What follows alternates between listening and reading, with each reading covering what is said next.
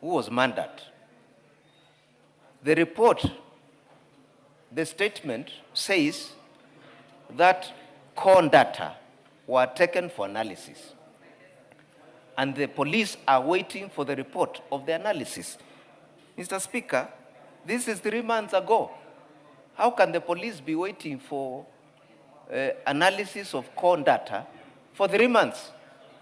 This is something that can be done in less than a week, from my previous experience. So there must be something that is not right, Mr. Speaker. Finally, Mr. Speaker, yes. They are saying that they have taken action. The police in Mwingi have taken action to involve the communities. And they have said they have shared Fichua kwa DCI hotline number. If as the area member of parliament, I'm not aware that there is a hotline that has been circulated by the DCI in Mwingi, who else is aware? If I'm not aware myself. Number two, they have said, you have asked 5 questions. They have said they have established community committees. They are not there. They are not community committees in Mwingi town. And they also say, can you respond to that? They are holding public barazas. The police are holding public barazas. Where? Can they produce evidence where they have held public barazas?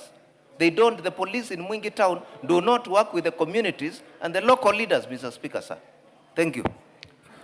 Honorable Kapondi. Yeah, Mr. Speaker, maybe for the benefit of the member, on Fichua kwa DCI toll-free hotline, I can read it to him so that he can write it down and maybe inform his constituents. The hotline number is 0800 722 203. So my colleague, you can note that down. And secondly, these cases are still very active and the files are open. Due diligence has to be done when investigations are ongoing, Mr. Speaker. You cannot just hurry because you want to satisfy the interests of a member for other reasons. So the files are open, the investigations are still ongoing. So the member of parliament from Mwingi Central should be patient and wait for the conclusion of the investigation. Thank you, Mr. Speaker. Next, do you have the response to Pareo? Yes, Mr. Speaker, I have a response. How long is it? It is long, but I'll try to paraphrase it. Yes. So, Mr. Speaker, the member of parliament for Narok North requested for a response regarding to the security situation at Rose Farm. And the service wishes to respond as follows. The circumstances that led to the current insecurity and violence at Rose Farm, bordering Otokurto location in Narok North constituency, including a record of the legal ownership of the farm and the history of the dispute. On 6th of May 2026 at around 14:30 hours, Mr. Davidson Chesaina, a manager at Rose Farm, made a report at Mount Narok Police Station by OB number 12/6/5 of 2026 that a group of about 30 youths armed with crude weapons, including pangas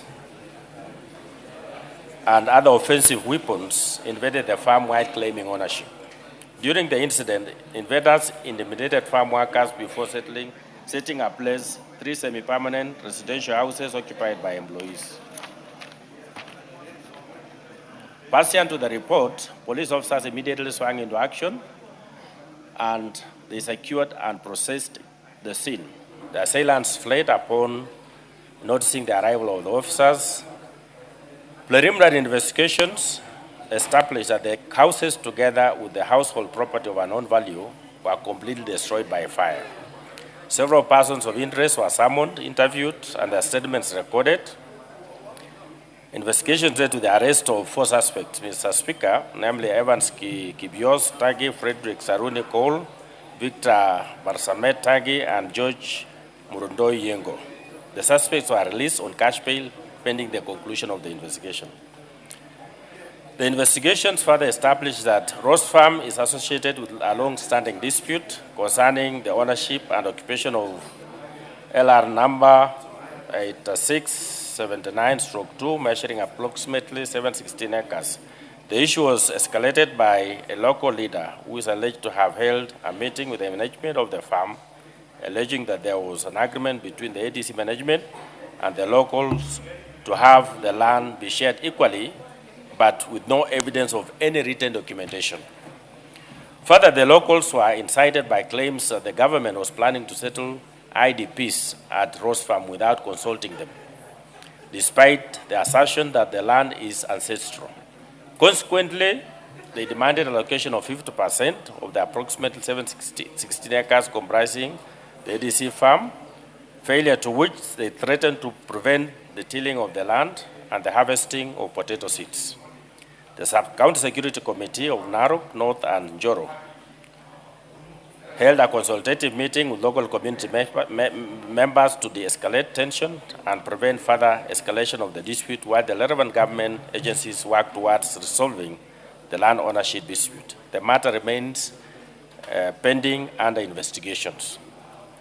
2, on measures currently in place to restore law and order, the National Police has put in place measures to prevent further escalation as follows: increased deployment of police to the affected area, intensified security patrols and surveillance within the ADC farm, conducted intelligence-led operations to identify and apprehend all persons involved in the violence, continued monitoring of the security situation to prevent recurrence of similar incidences. Regarding of excessive use of force by police officers, the NPS reiterates that all police operations are conducted strictly in compliance with the Constitution of Kenya, the NPS Act, and the National Police Service standing orders governing the use of force. Any claims of police misconduct are subjected to investigations through the established internal accountability mechanism and the relevant independent oversight institutions where applicable. On the long-term interventions, the service has put in place a number of measures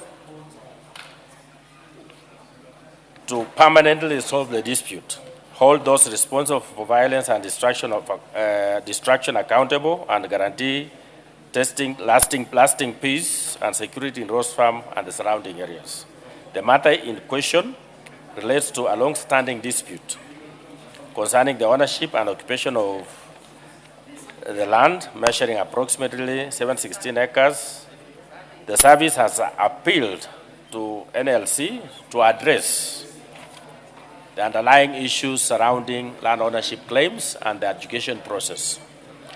The NPS has further enhanced security within the affected areas to prevent a recurrence of similar incidences while the dispute is being addressed by the relevant government agencies, including intensified intelligence collection to detect, deter, and disrupt any planned unlawful activities, increased police deployment, and the sustained patrols to maintain law and order. Additionally, Mr. Speaker, the County Security Intelligence Committee has convened several security meetings in the area, which has restored peace, stability, and normalcy in the area. Thank you, Mr. Speaker. Pareo. Judy Pareo, Mama. Give Honorable Pareo the mic. Thank you, Mr. Speaker, for giving me this opportunity to respond to the questions. And I just want to say that the questions have not been answered because, one, my people were not armed. They were found in their own houses, villages, at 6, and nobody gave a notice of any issue. So there was a lot of confrontation and the shootings, and the police moved people left and right without explaining them why they were there and why they were shooting. And then there was a lot of force that was used to cultivate the land. So my people are still waiting for the answers to the ownership of the land because we still don't know, and we don't know why they were using force, and there was nobody that was refusing them the opportunity if they had a right. So to me, I think the question have not been answered well. Thank you. Kaponde. This question has been exhaustively answered. In fact, what we are waiting for is the NLC to go into the matter. But as far as these people getting armed with crude weapons, it was a very clear case. So, my honorable colleague, what I wish to advise is you can consult so that we can discuss this matter further. Thank you. Thank you. We'll leave it there, Judith. Irene Mayaka. Hi, how are you? Question stayed to another day. That's the end of questions, sorry, statements. Next. I acknowledge the schools. In the Speaker's Gallery, honorable members, we have Holy Trinity Girls Senior School from Kapenguria, West Pokot. We have Sitam Schools from Kisumu Central, Kisumu.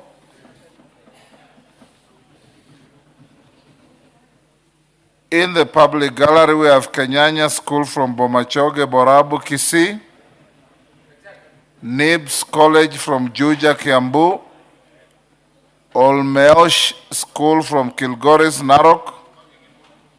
Olongolin School from Kilgoris, Narok. On my behalf and on behalf of the House, we welcome the students, their teachers, and those accompanying them to the House of Parliament. Next. Order number 8. Hold on. Member for Bomachoge? Yes. Thank you, Mheshimiwa Speaker. Take less than a minute. We have so many schools in the gallery. Thank you very much. Honorable Speaker, it's a pleasure to take the mic to welcome Kenyanya Junior Academy to this Parliament. I'm sure it's a surreal moment for them. I would like to wish them as they walk around and ask questions around what this Parliament is about. I want to wish them very well. I want to say how proud I am of the work that they continue to do in their academics, and also welcome the other schools that have accompanied them to this Parliament. I wish them well as they travel back. I thank you so much, Honorable Speaker. Thank you, Honorable Member. Next. Order number 8. The Business Laws Amendment Bill, Senate Bill number 51 of 2024. Question to be put. Members on their feet, take your seats.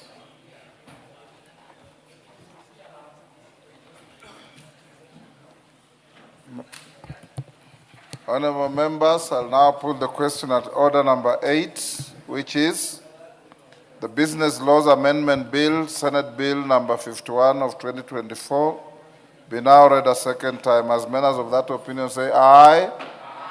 If those of the contrary opinion say nay, the ayes have it.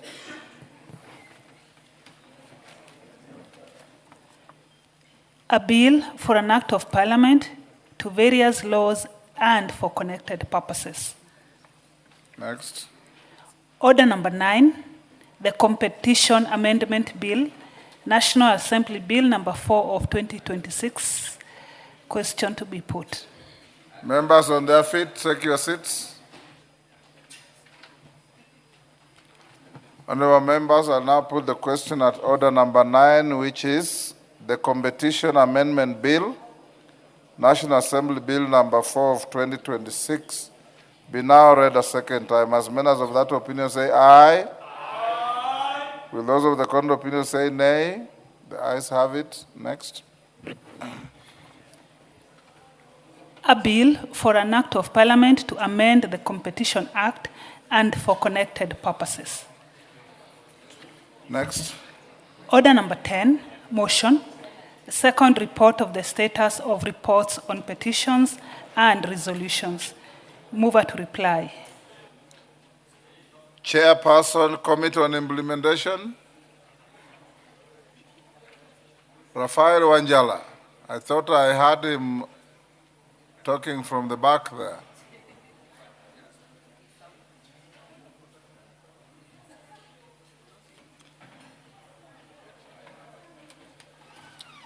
Can somebody search, capture, and bring Raphael Wanjala to the House? I saw him here.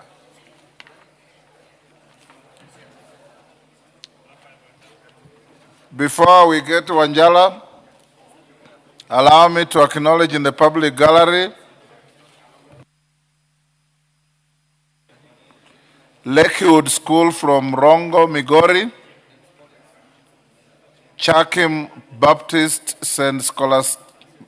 Chakim Baptist School from Buri, Meru, St. Scholastica School from Moibenu, Asingishu, Legacy School from Kiminini, Trans Nzoia.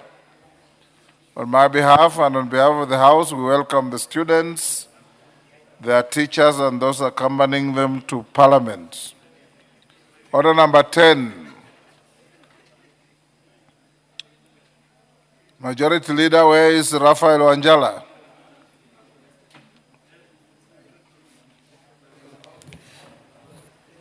Honorable Speaker, I have not seen Raphael today. Any member of the Implementation Committee? Any member of this committee? Any member of the Implementation Committee? Who is the Vice Chair? In the House? Implementation?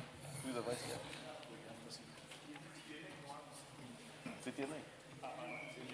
Okay, we'll proceed to the next order. Next one. Order number 11. Order number 11, Committee of the Whole House. Honorable members, will you be upstanding?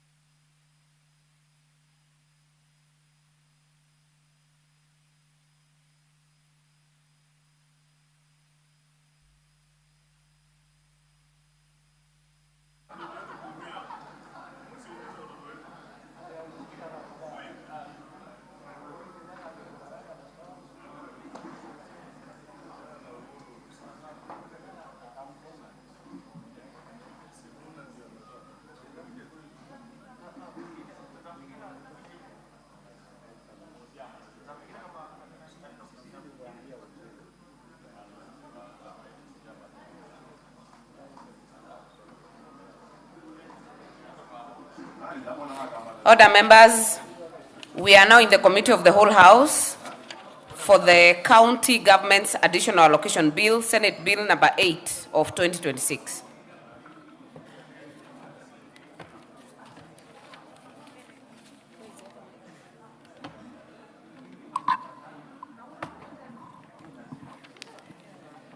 Clause 3 and 4.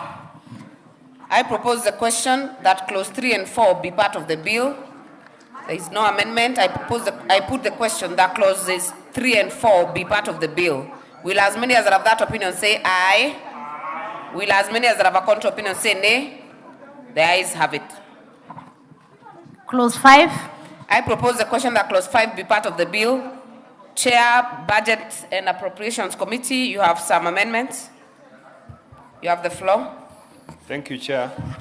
I propose that clause 5 be amended A in subclause 2 by deleting paragraph C, 1 and 2 deleting paragraph 6, and B, and in subclause B, and in B in subclause 3 by deleting the words, deleting from 1 to 8. I just want to summarize, Honorable Chair, by stating that these deletions, the deletions are, we are deleting KIPES allocations. because CAG's allocations were redirected for equipping of the same. So we had removed them from this bill. And 2, we are deleting paragraph F that allocated resources for settlement of arbitrary award to the county government of Meru. So these 2 deletions is the reason we are making these amendments. Just in summary. Thank you. Very well. Honorable members, I therefore propose the question that clause 5 be amended as proposed by the chair. If you intend to speak to these, use the intervention. Makali Mulu. Yeah, thank you, Honorable Chair. Honorable Chair, I wanted to support this amendment. Just as my chairman has said, the reason why there is this amendment is because the money is not in the budget for the new structures. So I support. Very well. I now put the question that clause 5 be amended as proposed by the chair. Will as many as have that opinion say aye? Will as many as have a contrary opinion say nay? The ayes have it. I now put the question that clause 5 is amended be part of the bill. Will as many as have that opinion say aye? Will as many as have a contrary opinion say nay? The ayes have it. Clauses 6, 7, 8, 9, and 10.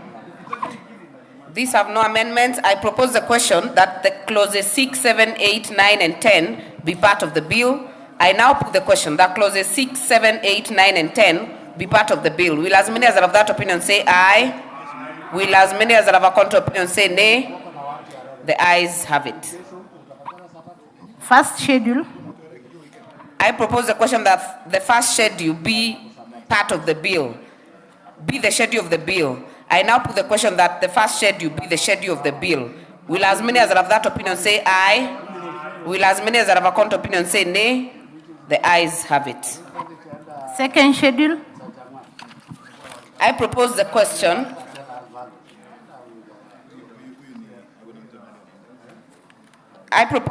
that the schedule be the schedule, but that the second schedule be the schedule of the bill. It has some amendments, Chair. Thank you, Chair. Essentially, what we are doing here, Chair, is to replace the schedule so that the new schedule reflects the changes that we made when we deleted the KIPES allocations as well as the allocations to the Meru County government. Thank you. I therefore propose the question that the second schedule be, as amended, be the schedule of the bill. I therefore put the question that the second schedule, as amended, be the schedule of the bill. Will as many as have that opinion say aye? Will as many as have a contrary opinion say nay? The ayes have it.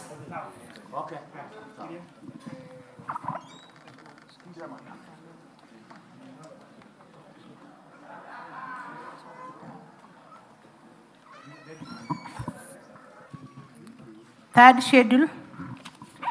I propose the question that the third schedule be the schedule of the bill. There is a proposed amendment. Honorable Chair, I propose that the bill be amended by deleting the third schedule and replacing therefore with the new schedule. The new schedule provides for the changes to the donor funds that align with the budget and reflecting the grant and loan components. Honorable Chair, we had separated funds that were meant funds that are grants and funds that are loans. So what we are doing is basically to align it so that it reflects the changes. Thank you. Very well. I propose the question that the third schedule be amended as proposed by the chair. No interest. I therefore put the question that the third schedule be amended as proposed by the chair. Will as many as have that opinion say aye? Will as many as have a contrary opinion say nay? The ayes have it. I now put the question that the third schedule as amended be the schedule of the bill. Will as many as are of that opinion say aye? Will as many as are of that opinion say aye? Aye. Will as many as are of a contrary opinion say nay? The ayes have it. Long title.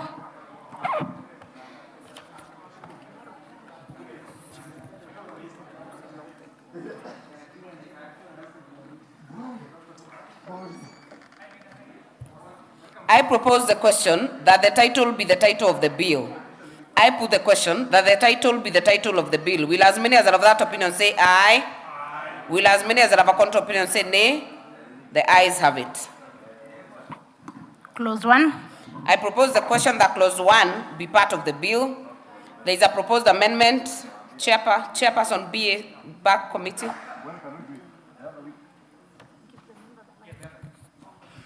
Give Honorable Atandi the microphone. I propose that the clause 1 of the bill be amended by inserting the words and shall come into force upon publication in the Gazette immediately after the words County Government's Additional Allocations Act 2026.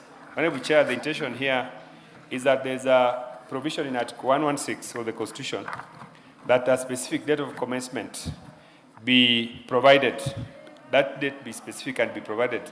And because, Honorable Chair, this bill contains funds for confirmation of UHC staff, we want to make sure that immediately this bill is signed into law, it takes effect immediately, so that these workers can be immediately confirmed. Thank you. It's okay. Very well. I therefore propose the question that clause 1 be amended as proposed by the chair. I now put the question that clause 1 be amended as proposed by the chair. Will as many as are of that opinion say aye? Will as many as are of a contrary opinion say nay? The ayes have it. I now put the question that clause 1 as amended be part of the bill. Will as many as are of that opinion say aye? Will as many as are of a contrary opinion say nay? The ayes have it.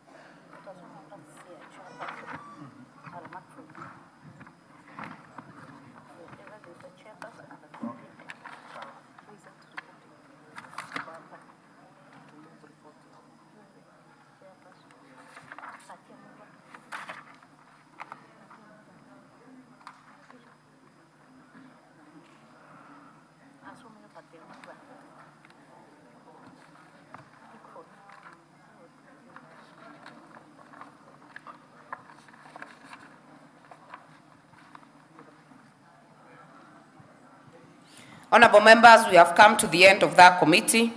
Mover to move reporting. Honorable Chair, I beg to move that the committee do report to the House its consideration of the County Government's Additional Allocations Bill, Senate Bill number 8 of 2026, up and its approval thereof with amendments, and to seek leave to sit again. No, you end it at with amendments. Take it again. Thank you. Honorable Chair, I beg to move that the committee do report to the House its consideration of the County Government's Additional Allocations Bill, Senate Bill number 8 of 2026, up and its approval thereof with amendments. Very well. Honorable members, I therefore put the question, which is that the committee do report to the House its consideration of the County Government's Additional Allocation Bill, Senate Bill number 8 of 2026, and its approval thereof with amendments. As many as are of that opinion say aye. As many as are of a contrary opinion say nay. The ayes have it. Honorable members, Madam Speaker.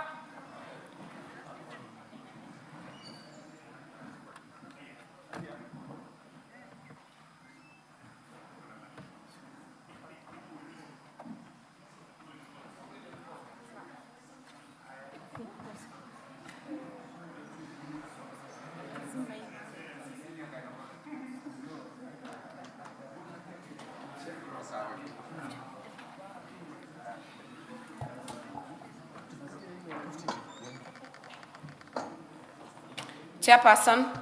Honorable Speaker, I beg to report to the Committee of the Whole House has considered the County Government's Additional Allocations Bill, Senate Bill number 8 of 2026, and approved the same with amendments. Mover. Honorable Speaker, I beg to move that the House do agree with the committee in the said report I also request the Honorable Makali Mulu to second the motion for agreement with the report of the Committee of the Whole House. Makali Mulu.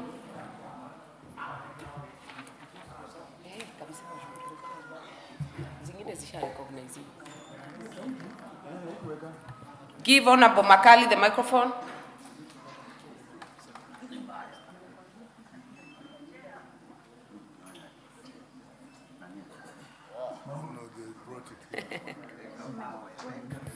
Yeah, thank you, Honorable Speaker. Honorable Speaker, I do second. Thank you.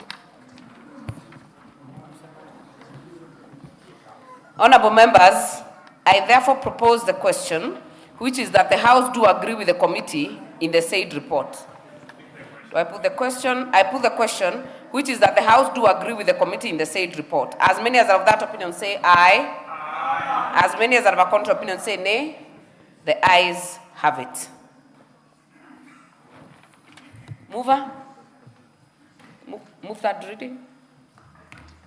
You're not done yet. Honorable Atandi.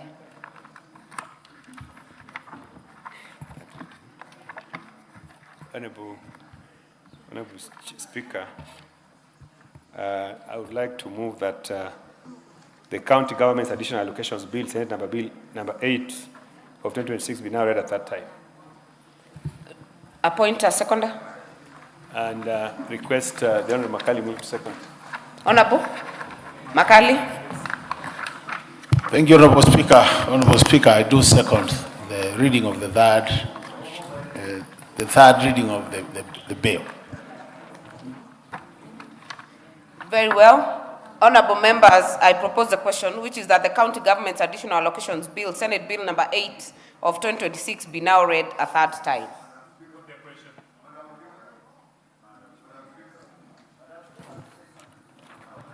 Member for Seme. Thank you, Madam Speaker. I rise to support the third reading, but I would like to make 2 points. One, Madam Speaker, this is a bill that comes for additional allocation.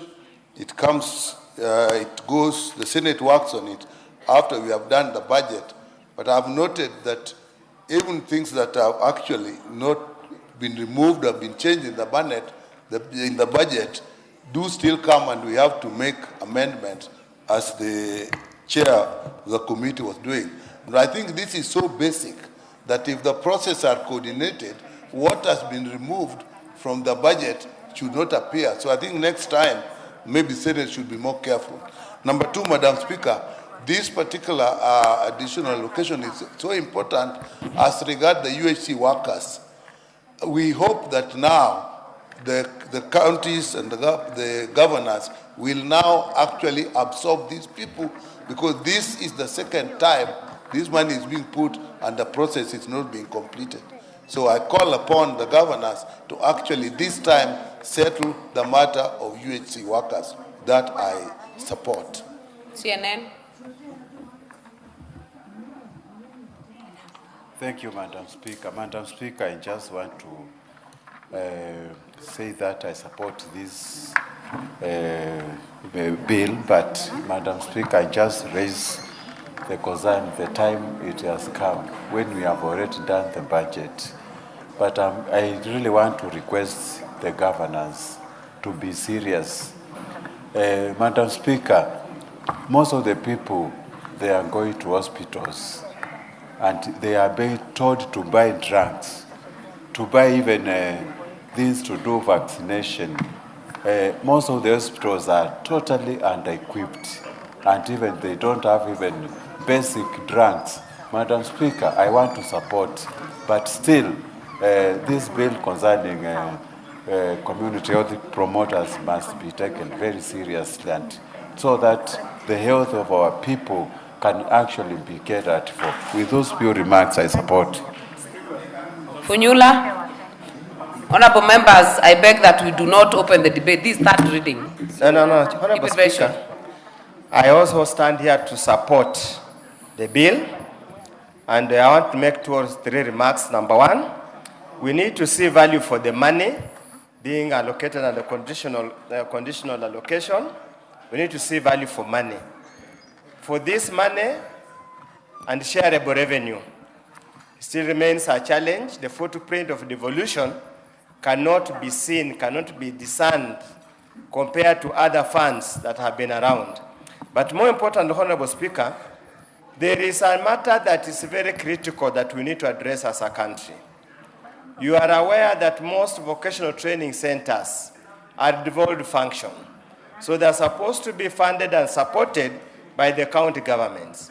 In many counties, Honorable Speaker, those vocational training centers are actually on their deathbed because the governors or the county governments do not allocate resources to even purchase training materials.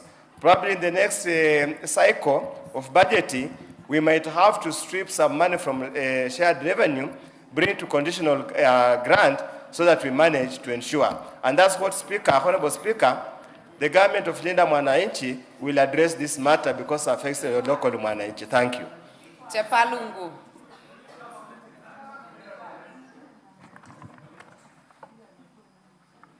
Yeah. Honorable members, dreams are free. Yeah, thank you. Member for Chepalungu. Thank you. Thank you so much, Honorable Speaker, for the opportunity to as well give my input on the bill that is before the floor of the House. And even though the bill is coming immediately after the passage of the budget, this is critical to the caregivers back at home. These persons, Honorable Speaker, give primary health care to the common Mwananchi. It is very critical that now the governors have a leeway and now they can proceed to do recruitment and to enumerate these particular persons, for they are playing a very critical role in our society. And for that case, Honorable Speaker, I support. Thank you. Wamboka. I want to support a bill that the Honorable Atandi is putting to this House. But, Madam Speaker, we need to go back to the drawing board and ask ourselves, where did the rain start beating us as a country, Honorable Speaker? We've been pumping a lot of money, we've been appropriating a lot of money into county governments. But, Honorable Speaker, very little is happening. We as a House must now push for accountability, Madam Speaker. Most of the hospitals in county governments do not have drugs. Workers are not remunerated well, Honorable Speaker.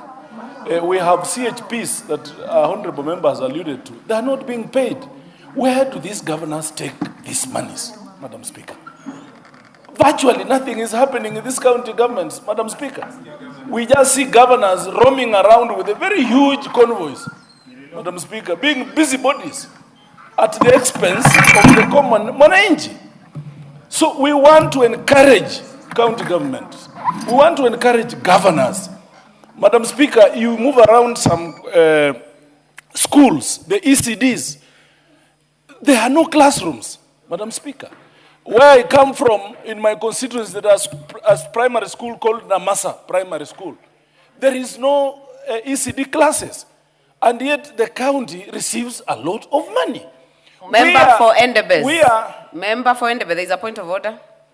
Really? Yes, there is a point of order. I didn't want to interrupt my colleague, the Honorable Wamboka, but I don't know whether he was describing my Governor Natembeya, because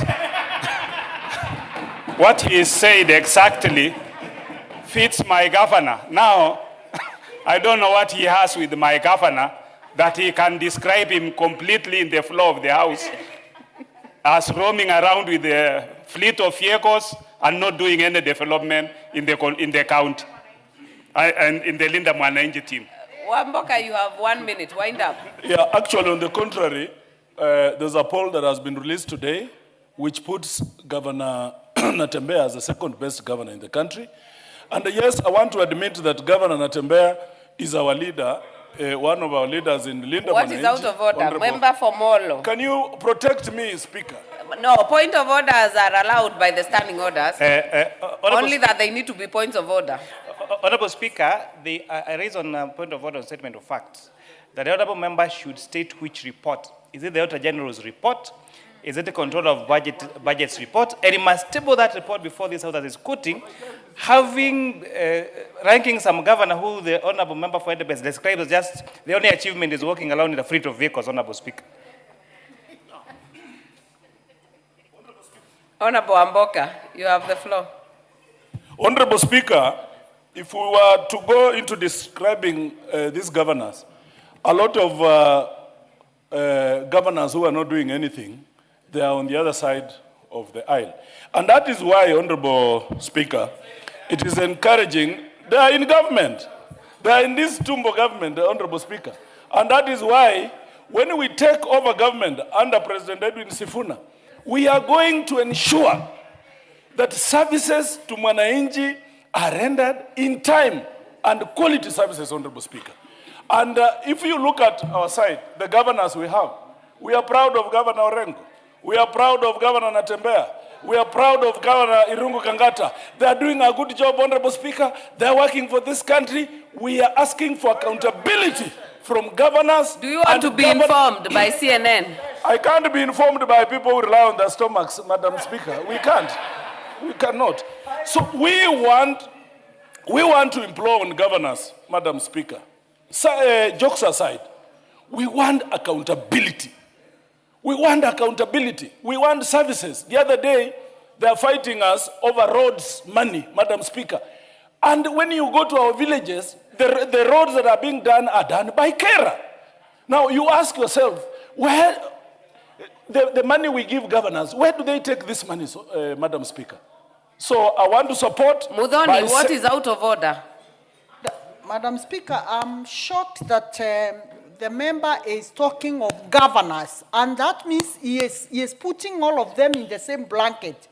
Let him be specific and talk about a governor who is misappropriating, who is not doing the right thing. Honorable Dorothy, including... Honorable Dorothy, that is a point of debate. Because I heard the member very well. He has singled out some, but made a general comment on governors, on their allocation to county government, which is very in order. But you have taken too much time. It's not second reading. As I finish, Honorable Speaker, I think we'll have to induct the Honorable Member. Do not go there. Honorable Amboka, you and Honorable Mudhoni are serving in this house for the first time. You are the same level. Please do not cast aspersions. Clearly, I'm a first timer, but you know I'm a ranking member, so that's okay. Unless the meaning of Madam ranking Speaker, has changed, Honorable Amboka, you can make your point without casting aspersions. Honorable Speaker, she's a very good friend of mine. That is actually on a light note.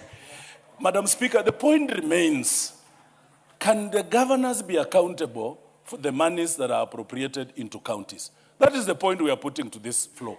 And it cuts across all governors. Thank you, and I support. Honorable members, allow me to put the question on this. Honorable members, I put the question, which is that the County Government's Additional Allocations Bill, Senate Bill number 8 of 2026, be now read a third time. Will as many as are of that opinion say aye? Will as many as are of a contrary opinion say nay? The ayes have it. Honorable members, before we go to the next order, allow me to recognize in the speakers gallery this afternoon, Entanda girls from Kitutu Chache constituency, Kisii County, Itierio girls from Bonchari constituency, Kisii County, and St. Peter's Academy from Kitutu Chache South, Kisii County. We welcome you to observe the proceedings of the House. I have been requested by the Honorable Charles to not only, Honorable Clive, not only to welcome from your constituency, but all of them. Thank you, Honorable Speaker. I was wondering who Honorable Charles is. Honorable Speaker, let me take this opportunity to welcome the young boys and girls who are visiting the House to get to understand and have a feel of what takes place here. And also for the young ladies who have come here, Honorable Speaker, they're even lucky to find that today on the Speaker's chair is a well-educated lady who has grown the ranks to become a Speaker in this House. It tells you that you do not have any limits as a girl child, and you can also make it not only to sit in this House, but also to be a Speaker in this House. We welcome you, and we wish you a very educative trip while you are around. Thank you, Honorable Speaker. Honorable members, before we go to the next order, allow us to finish on order number 11 on third reading. Clerk. A bill for an act of parliament to provide for the additional allocations to county governments for the 2026-2027 financial year, the responsibilities of the national government and county governments pursuant to such allocations and for connected purposes. Next. Order number 12, motion, report on the audited financial statements of selected state corporations in the roads and transport sector. Debate. The debate was ongoing. I don't know whether there was a member of the floor. Is it your Honorable Kosing, this is yours? It's your committees? If there was no one on the floor, I see some intent. I'm not sure whether it's on this. Member for Jomvu? No, not in the House. Rindikiri, are you on this? You're not even aware which one, so no. Honorable Atandi? No. Kimilu? Not on this? Yes. That's the interest I have. If there is none interested on this, I'll call the mover to reply.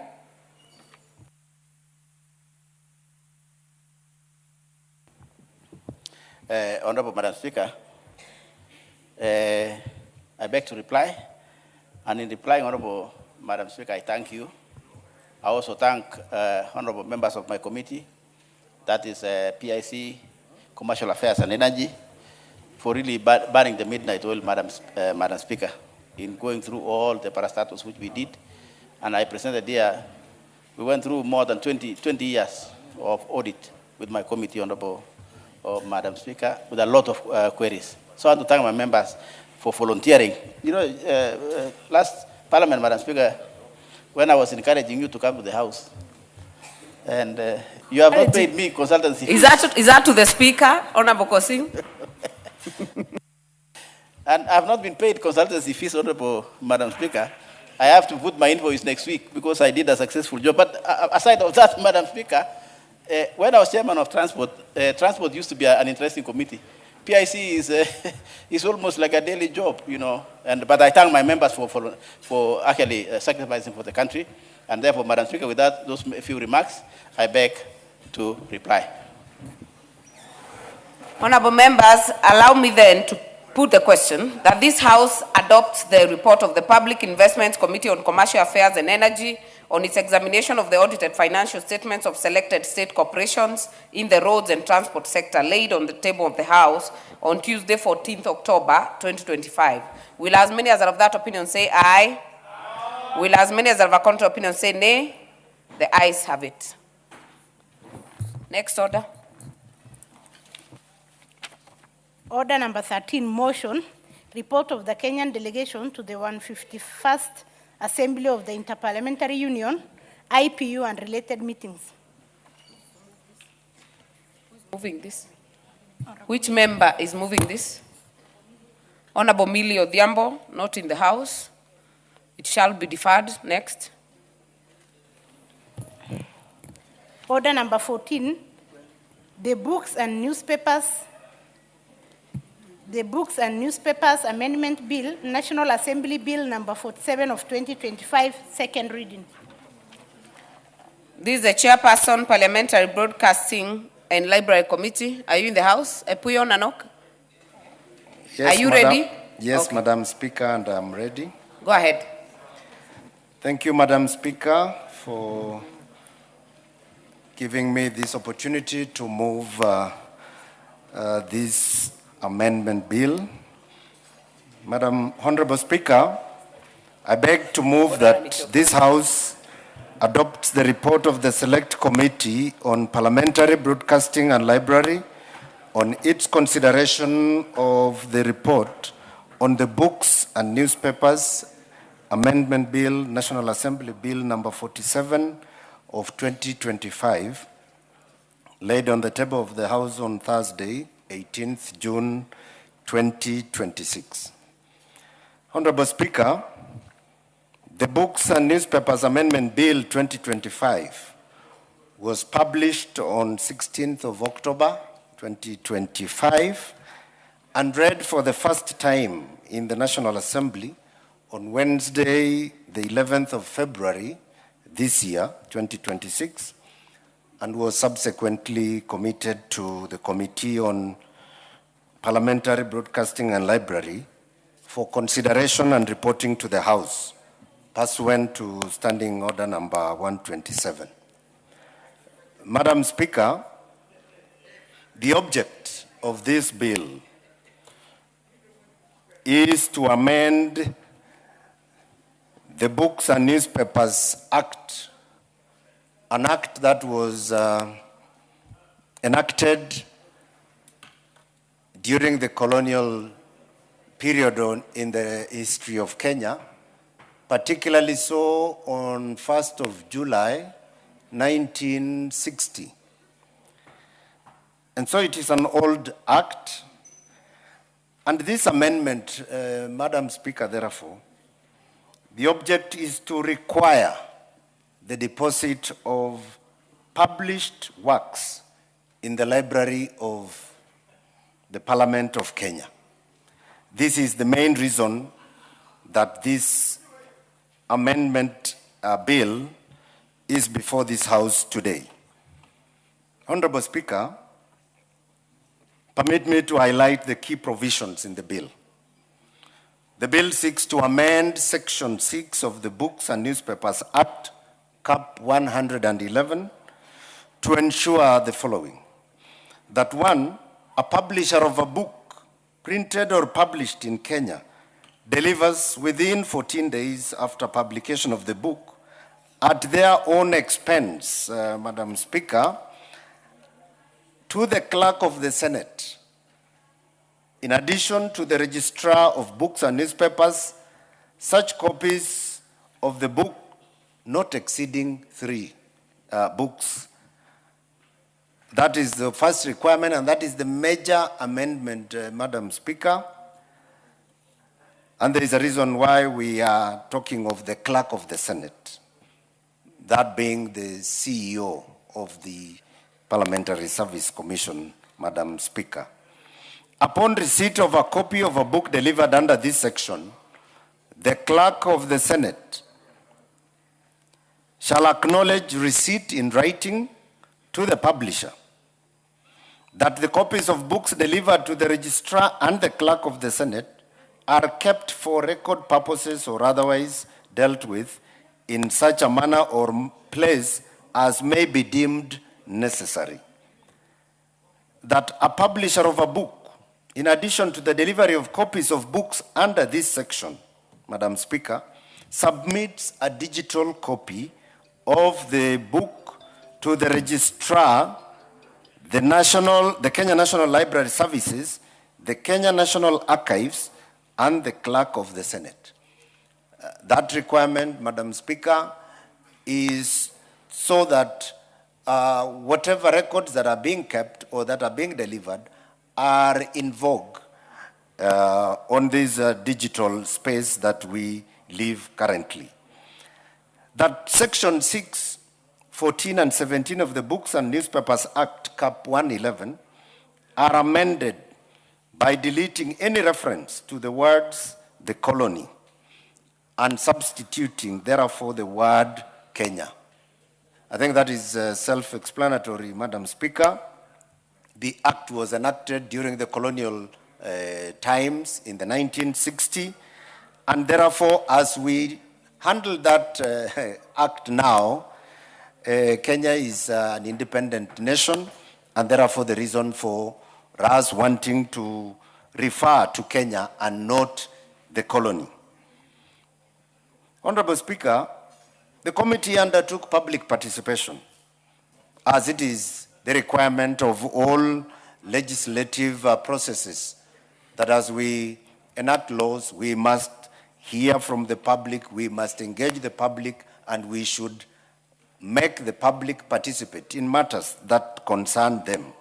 And this was done on the 14th of February through an advert in the print media, 14th of February 2026, requesting for comments and submissions from the public and memorandums as per the Article 118(1)(b) of the Constitution and the Standing Order 127, Part 3. Honorable Speaker, the following gave their memorandum, or they appeared before the committee in support or against the provisions in the bill. The Registrar General, the Kenya National Archives and Documentation Services, the Kenya National Library Services, the Kenya Publishers Association, the Kenya Media Council, the Directorate of ICT and Library Services in Parliament, in the Parliamentary Service Commission, the National Gender and Equality Commission, and there was one gentleman, Mr. Collins Odhiambo Lucy. They are the ones that appeared before the committee during this public participation engagement, and they gave their views on the bill. Honorable Speaker, we considered the bill, we listened to the public, bring out their comments or their memorandums, and the committee made the following observations, Madam Speaker. One, the proposed amendment requires all publishers of books to submit physical and digital copies of their publications to the Kenya National Archives and the Parliament of Kenya, in addition to the Registrar of Books and Newspapers and the Kenya National Library Services. Madam Speaker, that observation was made by the committee based on the views that were given by those that appeared before us. And so we introduced two new recipients of copies of these books. That is the Kenya National Archives and the Parliament of Kenya. In the original act, the two that were given to receive these copies, Madam Speaker, were the Registrar of Books and Newspapers and the Kenya National Library Services only. So this is an observation, an improvement that we are making on this act.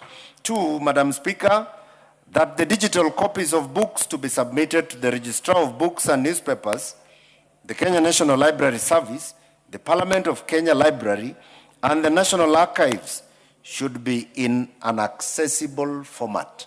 Should be in a format that can be read, that can be accessed easily, and in the form that we are currently applying, that is digital, that is the digital aspect of these books, the copies of these books.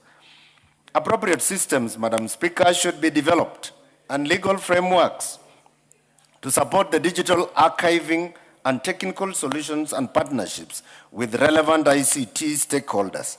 Again, this is an observation that the committee made based on the views that were delivered. That Section 3 of the Public Archives and Documentation Services Act, Cap 19, that establishes the Kenya National Archives and Documentation Service to provide for the preservation of public archives and public records. And Madam Speaker, the public archives and public records, when you see the role of Parliament, or, actually the role of the Kenya Parliament, we have records. We keep legislative records for posterity. If you want any information on the Kenyan Parliament, you will get it in the record of Parliament. And this is why we have introduced Parliament as a repository place for purposes of published works by Kenyans, Madam Speaker. And this is going to improve the available materials for references in Parliament for parliamentarians and whoever else would like to access information that is historical in nature, that are legislative in nature in the Parliament of Kenya. Madam Speaker, many jurisdictions like the UK, South Africa, South Korea, and even Singapore designate parliamentary or legislative libraries as legal deposit repositories. And we are here by asking or requiring by this amendment that the Parliament of Kenya Library becomes one of those repositories of public legislative records, public knowledge or information, and publications for purposes of record keeping.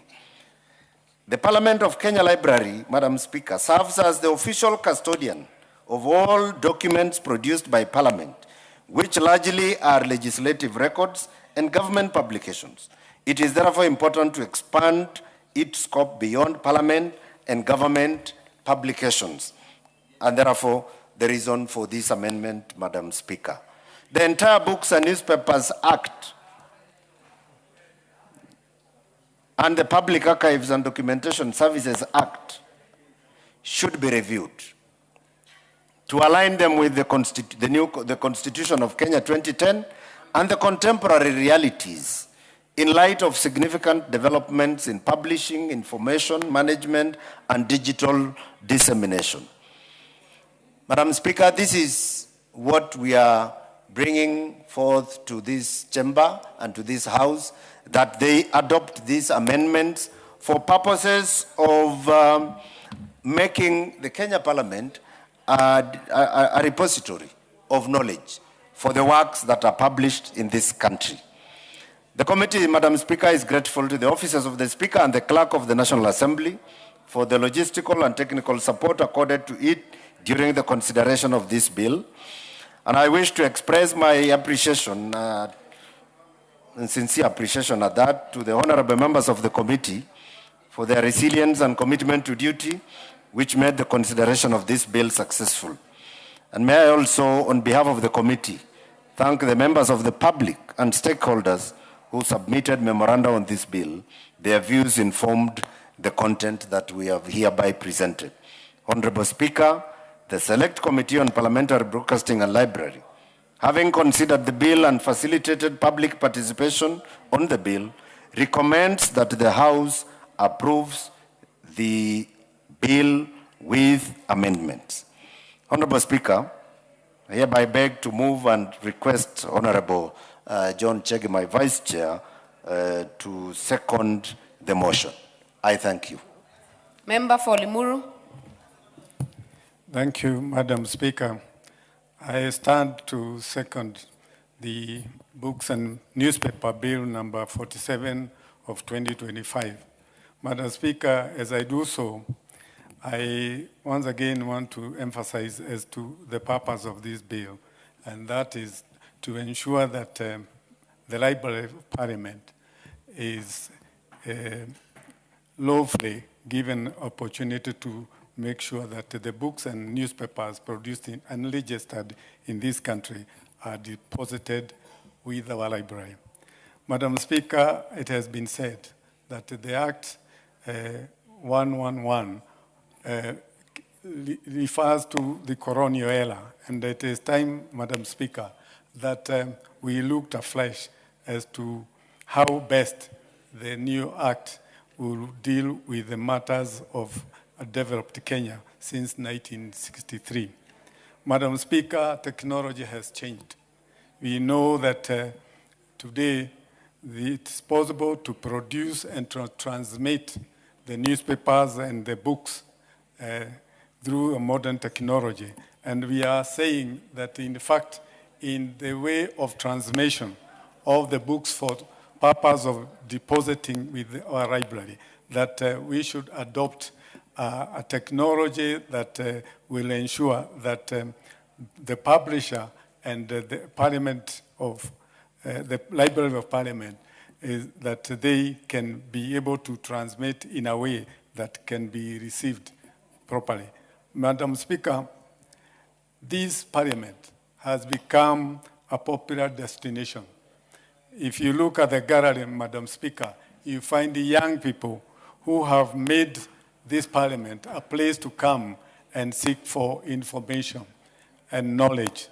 And Madam Speaker, parliament is the best or preferred destination. If you compare the Kenya National Library or the archives, we receive more of our students, foreign dignitaries to this house, and we must make sure that our library for parliament is equipped with all the materials that are deposited with the rest of the other institutions to ensure that those who come to this parliament, particularly the young people, that they can access some of the books that they cannot be able to get in their schools, or the newspapers that are not likely circulated in their schools. So, Madam Speaker, what this act is asking to do is to ensure that Parliament becomes a prime center of knowledge and disciplinary center for all the materials that we are talking about. We know, Madam Speaker, that this Parliament is an extension, has an extension over 290 constituencies, places where a lot happens. And it is our view that this library will also be able to receive materials which can be even stored within Parliament for the people who want to know more about our constituencies, that they can access those materials, whether they are reports, whether they are published books or newspapers, and that members would want to make sure that they are deposited with our library. So, Madam Speaker, we are asking that we change how our library has been performing. We give it a chance to make sure that we expand it. And we also provide technology, modern technology, to be able to store the materials that come, like digitizing the materials that we have and the ones that will be coming into our hands. Madam Speaker, the collaboration between us and Kenya Library Services and also the archives will also help us, Madam Speaker, to ensure that all the institutions that have responsibility of depositing these critical materials, that we can communicate and help each other to make sure that the public has access to information that is generated in this country. Madam Speaker, we have mentioned about the clerk of the Senate to be the contact person for Parliament, but we know, Madam Speaker, that the Parliamentary Service Commission, the clerk is, comes from the Senate. And we are saying that it will be the preferred point of contact for all the people who would want to bring the materials into this country. Madam Speaker, it is time for us as a country to recognize how far we have come and how much has been able to be produced in this country, that we do not know where it is kept, whether it's kept safely, and for the purpose of the generation today and for the future, it is important that this Parliament takes a role, and an important role, to ensure that we preserve the information that is generated in this country in a way that it can help generations to come. Madam Speaker, I support. Thank you. I second. Very well. Honorable members, I therefore propose a question that the Books and Newspapers Amendment Bill, National Assembly Bill number 47 of 2025, be now read a second time. Before I give members, allow me to recognize there is a lot of traffic in our galleries today, to recognize learners and teachers in the Speaker's Gallery from Kiaragana School in Runyenjes, Embu County, Lion School from Manyata, Embu County, Mombasa Kiongozi kutoka Changamwe, Mombasa. We welcome you to observe the proceedings of the House. Honorable KJ. Madam Speaker, I thank you. And the good book tells us that in the beginning was the Word. And we are told that the Word was with God, and the Word was God. And this gives power to that thing that we refer to as spoken word or written word. And Madam Speaker, it says then that the word is for posterity. And so the word in Kenya cannot be stuck to colonial laws, laws that were made before even Kenya became a country. And so, Madam Speaker, I must laud the effort that is coming from this committee. And I must congratulate the committee chair and the committee vice chair, because the two of them have brought to the House a very necessary piece of legislation that updates the Newspapers and Publication Act to today, Madam Speaker. Madam Speaker, more importantly, this effort seeks to amend Section 6 of the Books and Newspapers Act, Cap 111. Madam Speaker, it means then that this was passed long before even Kenya was a country. And in fact, Madam Speaker, it has been sitting in our books referring to Kenya as a colony. So, Madam Speaker, very important thing that this legislative effort is doing is actually recognizing Kenya for the country that it is, not just as a republic, but also as a new republic after 2010 in this new constitution. So, Madam Speaker, I stand to support, because this effort brings the Books and Newspapers Act to the current times that we are in, Madam Speaker. Madam Speaker, there is an effort by the committee to amend sections 6, 14, and 17 of the Books and Newspapers Act so that we delete any reference that refers to Kenya as a colony. We are not a colony, we are a republic, and in fact, a new republic, especially after 2010. Madam Speaker, the new act will be requiring for publishers to deposit their publications with the clerk of the Senate, and this shall be in addition to all the other submissions that have been made previously, submissions that go to the National Library, submissions that also go to these other entities, Madam Speaker. Madam Speaker, the import of this cannot be understated. In their moving, the chairperson and the vice chair have said that there are jurisdictions that are already doing this. They have mentioned Singapore.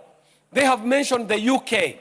Madam Speaker, I will have you know that even the Library of Congress falls under that category. And how do I know, Madam Speaker? It is because I am a publisher. I have written, but even more importantly, I have done audiovisual publication.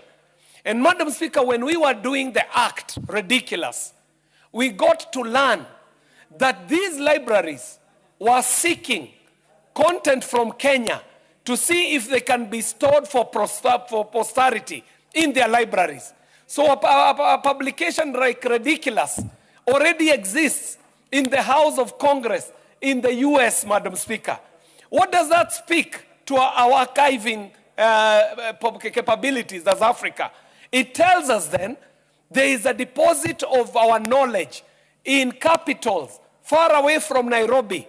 They're carrying our knowledge, our content. They're keeping it for posterity. That which we may not be finding value for in our country already has value in Western capitals far away from here, Madam Speaker. This act is now requiring that every publisher should submit not just a physical copy, but even a digital copy, Madam Speaker. I'm chairing the Committee on Communication, Information and Innovation, and Madam Speaker, I can tell you that beyond the physical publications, going into the future, the digital publications shall be of great import to readers and to populations that are coming up. And I'm glad to see learners in our galleries, Madam Speaker. And these learners will tell you that as much as they are reading books, they are also referring on digital publications for their studies and even for their entertainment. So, Madam Speaker, by just agreeing to these amendments, we are also looking into the future where we are able to preserve our publications, not only in the physical form, but also in the form that is required in this fourth industrial revolution, where Kenya is leading, especially in Africa, in our movement towards a new world, a digital world that speaks to the realities of today, Madam Speaker. And so I must commend the committee. Madam Speaker, if you were to preserve these at the National Library and preserve them at the National Archives, as we always do, Madam Speaker, you realize that the visits that we get as a parliament, even by learners, are way more than than the visits that are being made to the National Archives. And so, Madam Speaker, it becomes so important for this library to itself become an archive of knowledge in this republic, where we stand for the welfare of society and the just government of the people as a parliament. Then we must also be custodians of the knowledge of our people, Madam Speaker. And we know that the posterity of parliament is dependent on information. That, Madam Speaker, the old culture of every member referring to publications ahead of a debate will be brought back by us being able to make a more robust library within Parliament, Madam Speaker. But even more importantly, Madam Speaker, we are living in an era of great misinformation, disinformation, malinformation. And Madam Speaker, even the learners in the gallery can tell us that they are never able to distinguish between what is true and what is not true. Because when people publish on social media, when they publish online, they are not required to fact check. But by us having and domiciling information in libraries, Madam Speaker, then we shall be moving as a country to a place where even citizens will be making decisions that are informed. And Madam Speaker, this becomes critical when we are coming up to a year like next year, Madam Speaker. We know that countries have been burnt. We know that regimes have been pushed out of leadership, out of misinformation, Madam Speaker, where the population is fed with misinformation, and they end up believing the wrong information, and they end up rising up against their governments, Madam Speaker, even as we saw in this republic, Madam Speaker, in 2024, where people were saying that we are just about to pass a bill, and me and you knew that the provisions that were being spoken about out there were not in the bill that we were passing, Madam Speaker. So if we are going to move towards a new world, towards a new era of information, then our information, Madam Speaker, must be the correct information, and it must be domiciled in the right places, Madam Speaker. So, Madam Speaker, I stand to support the move to amend the Books and Newspapers Act, Madam Speaker, for the reasons that I have given. And I have to say that we as Dagoretti South constituency are looking to also setting up a proper library at the Dagoretti South Empowerment Center and the constituent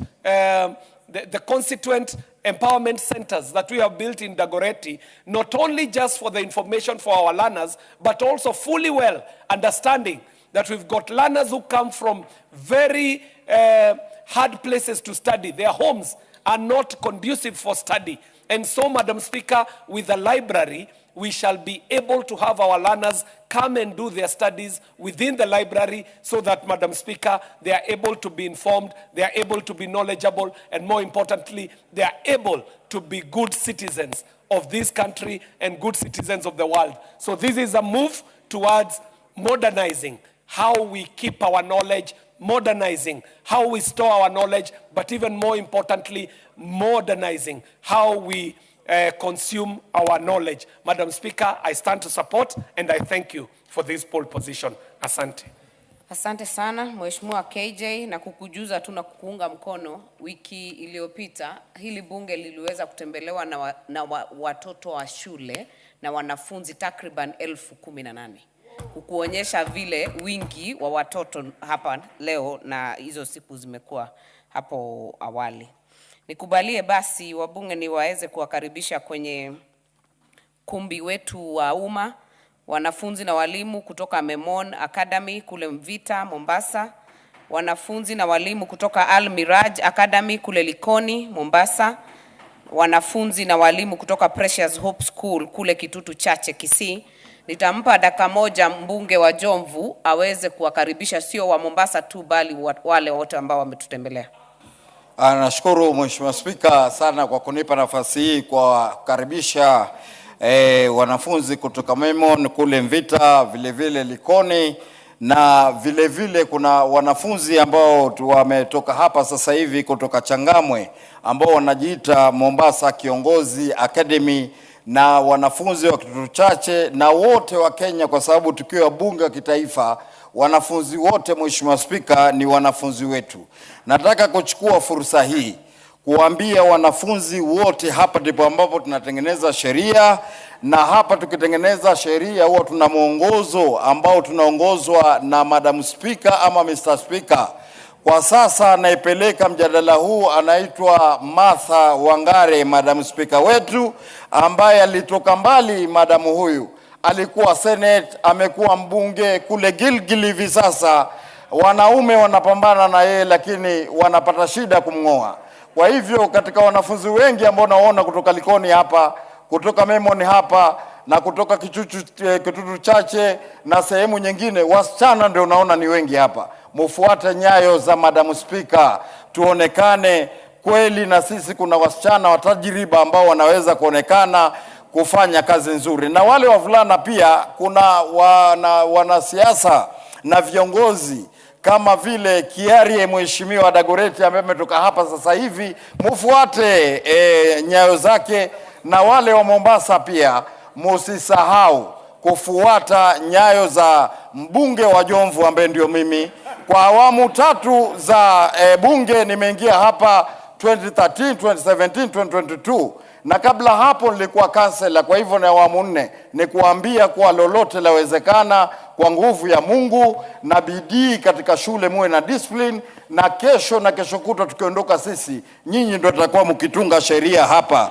Kwa hivyo na waomba mkirudi nyumbani muambie wazazi wenu kijana mwepesi Garange Dimabiori mzee Fulangenge mbunge wa Jomvu apigiwe kura tena mwaka 2027, na nyinyi karibuni, nkirudi mkaribishe tena hapa ndani ya bunge hili. Shukrani na Mungu atubariki. 4 term. Kijana mwepesi, asante. Sijui tukupe nafasi uendelee, lakini sababu ya muda wacha tukomee hapo.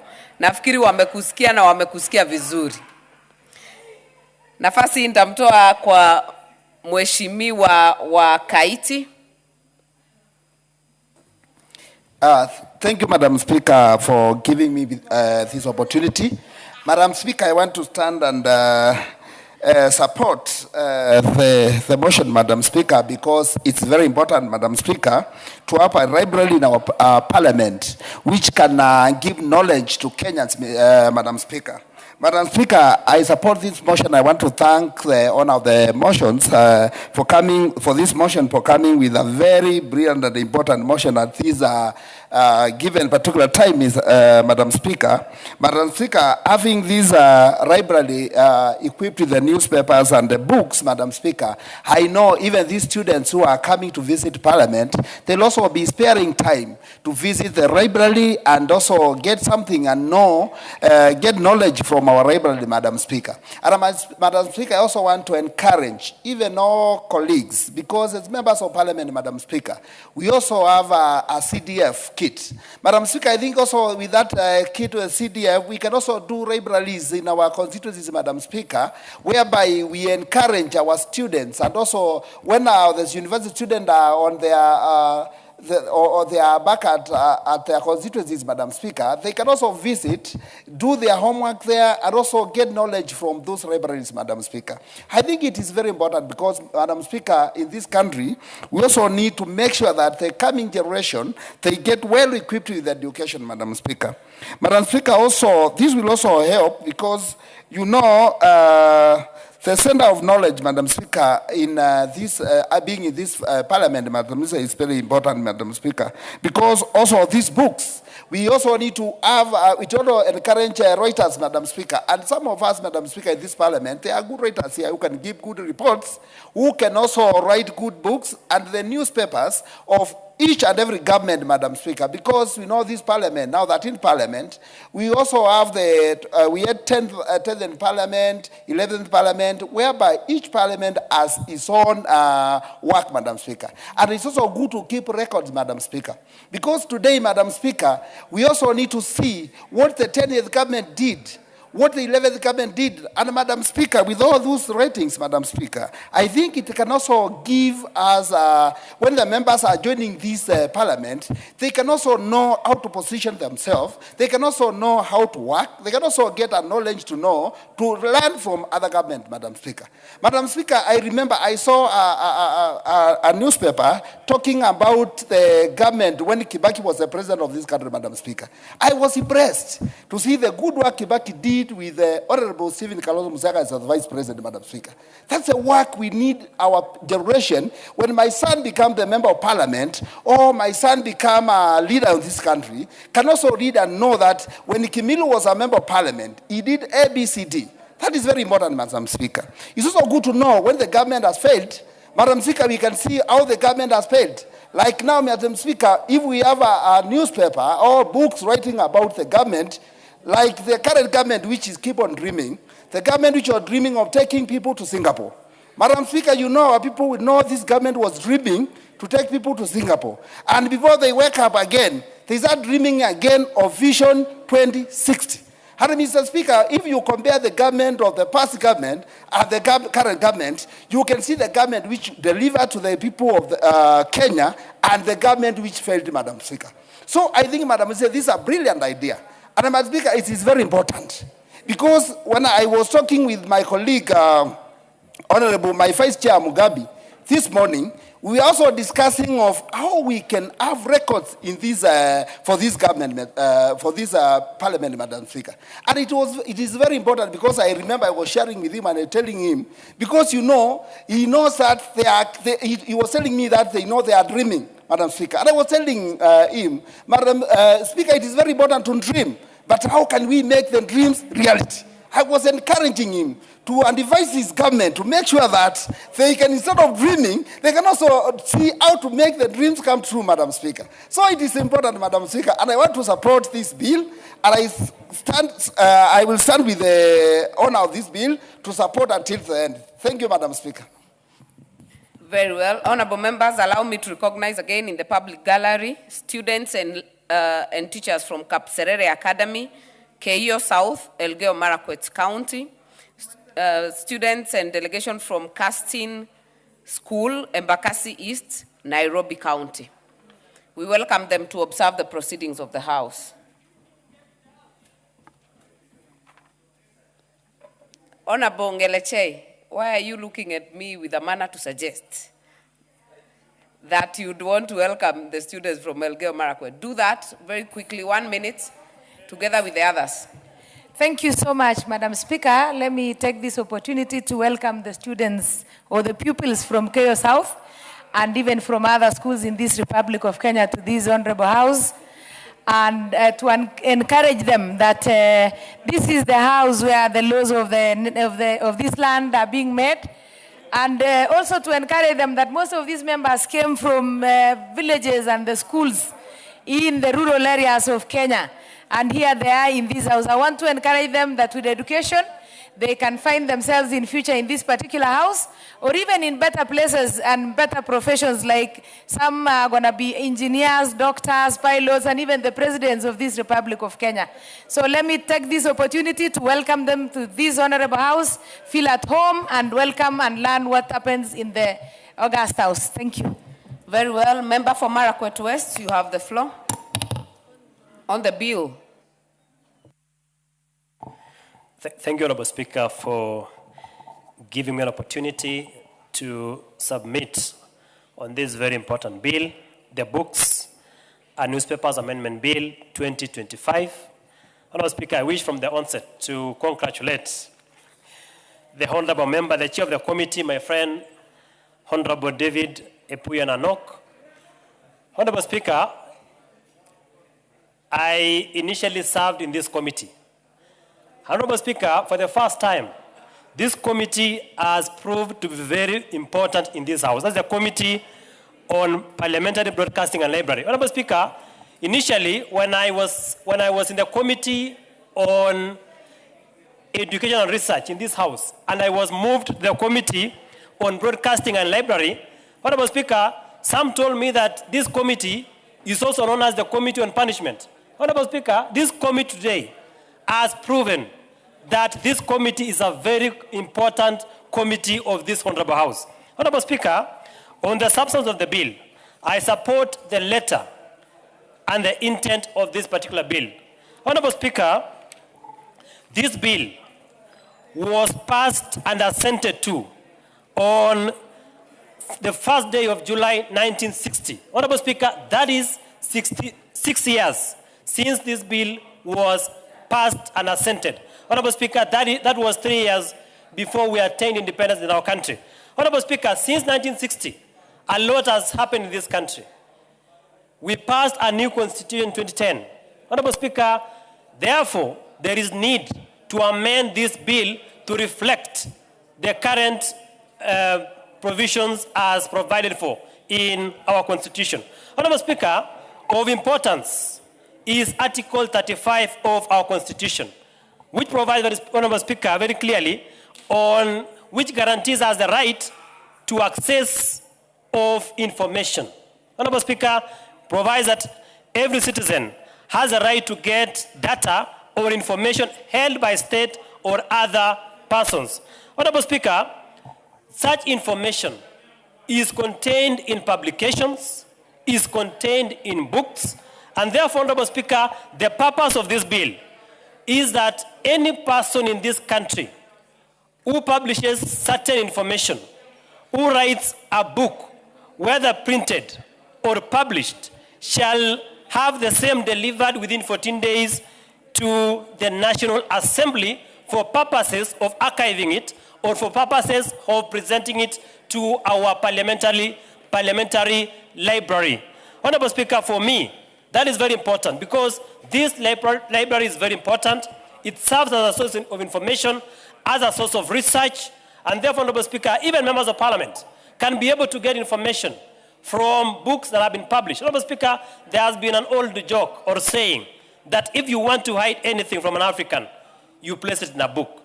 There has been a perception that Africans are not very intentional in doing research and reading. And therefore, Honorable Speaker, by the mere fact that we have these publications, these books presented and delivered in our libraries, it means therefore that we shall be able to access and get information that will be able to transform our country or even individual lives.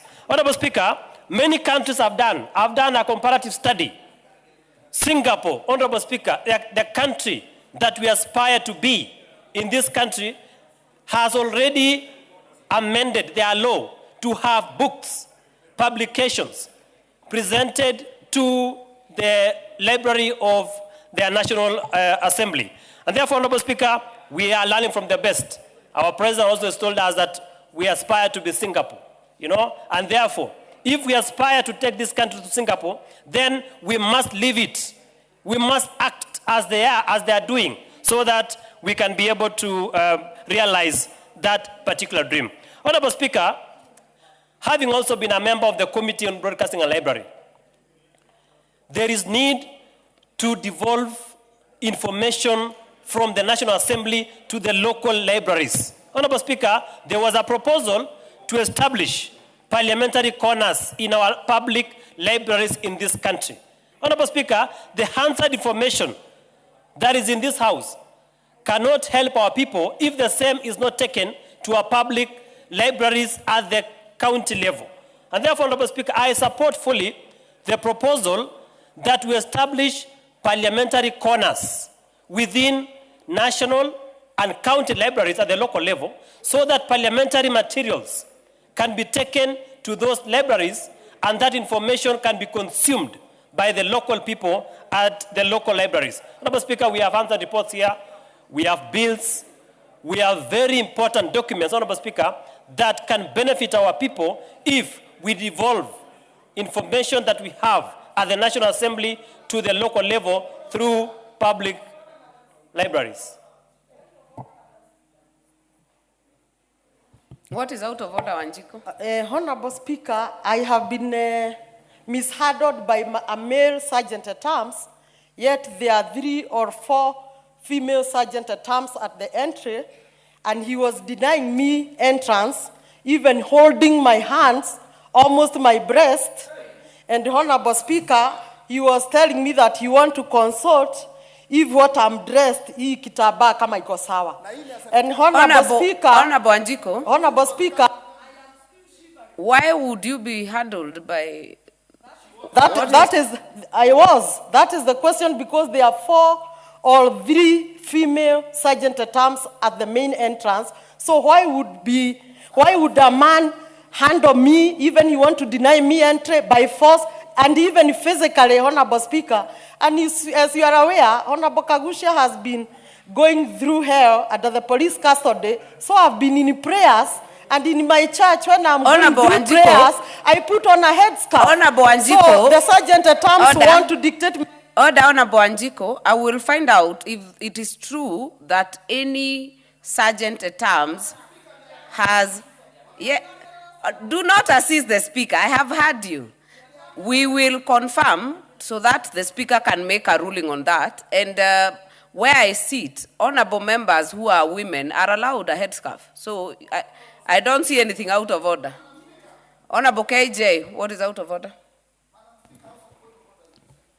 Madam Speaker, there can only be one at a time, member for Kaiti. Hold on.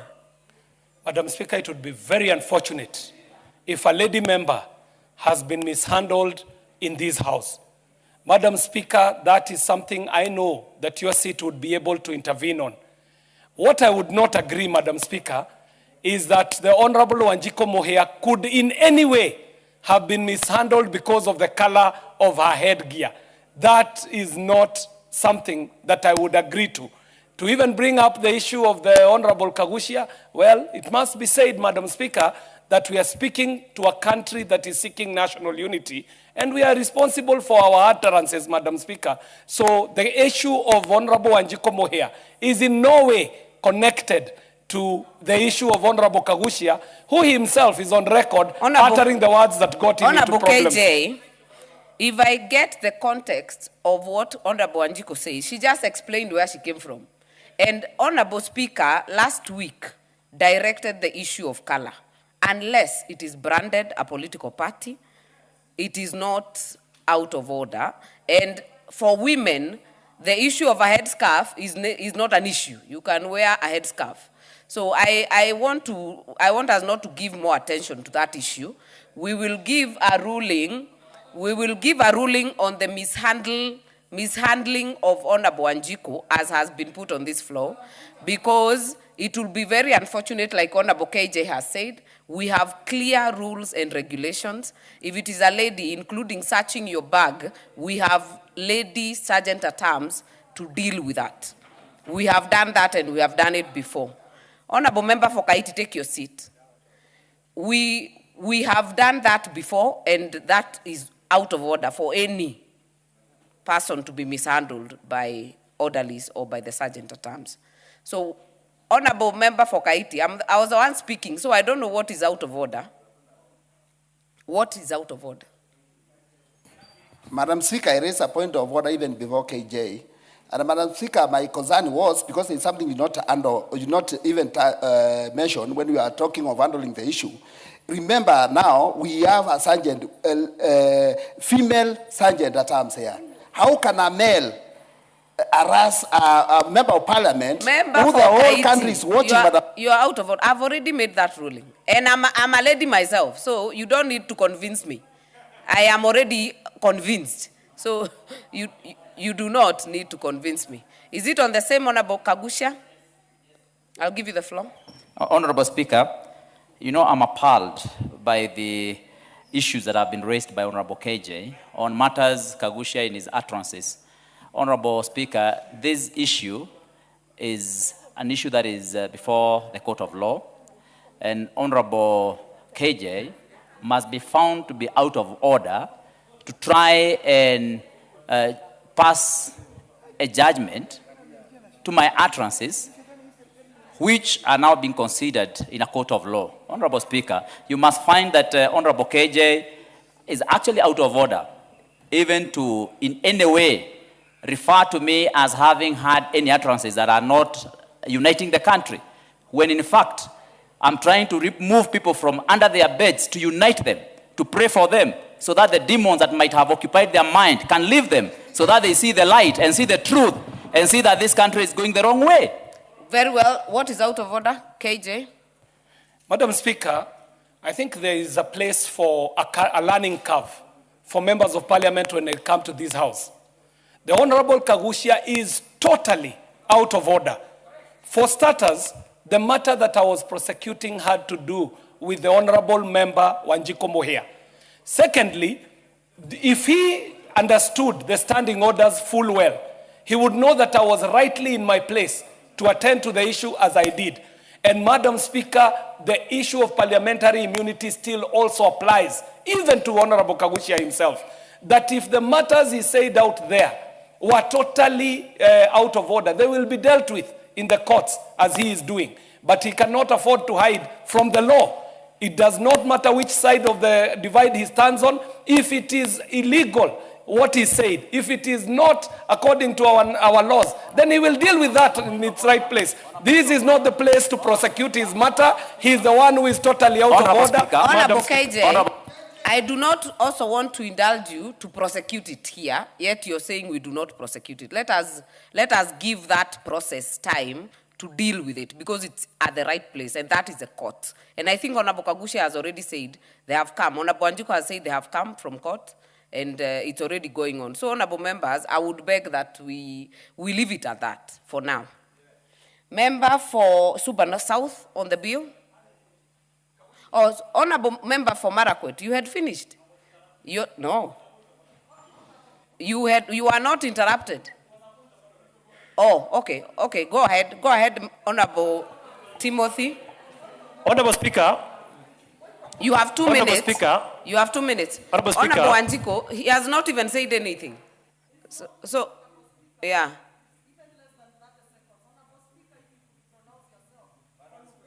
Ruling will happen. Because I need to know, Honorable Speaker, because the Honorable cameras are running. Honorable Wanjiku will give the Speaker time to give the direction and the ruling on the issue you have raised this week. We have processes and we have standing orders. Allow it to go the right way, and we definitely get the Speaker to give that ruling very soon. Honorable Timothy, Honorable Kaiti, Honorable member for Kaiti, you are out of order, totally. Member for Marakwet West, kindly, you have 2 minutes. Thank you, Honorable Speaker. Honorable Speaker, even as I finalize, Honorable Speaker, thank you for the guidance on the ruling on the subject matter mentioned by Honorable Wanjiku Mohia. Honorable Speaker, however, there is a principle in law known as audi alterna partem that also the other side must be heard. That is why the ruling is very important, because also the sergeant terms have their side of the story that they must tell. So, Honorable Speaker, I agree substantively with you. Honorable Timothy. Honorable Speaker, you are I finish. out of order. You will not guide the Speaker. Kindly either speak to the bill or you conclude and we give another Speaker. Honorable Speaker, as I conclude, I will say, Honorable Speaker, that this bill is very important. And even as we pass this bill, we need to establish parliamentary corners in this country, in every library, so that parliamentary material can be taken to every corner of our public libraries in this country. be it the national libraries or the county libraries. Our people at the local level, in our county libraries, need to get handset materials, need to get the debates in this, the bills, the motions, the statements, so that they can be at par with what we discuss as a house. Honorable Speaker, I therefore support this bill. I support the letter and the purpose of this particular amendment bill. Thank you, Honorable Speaker. Carol Omondi, you have the floor. Not on this. If not on this, I'll give Honorable Member for Molo.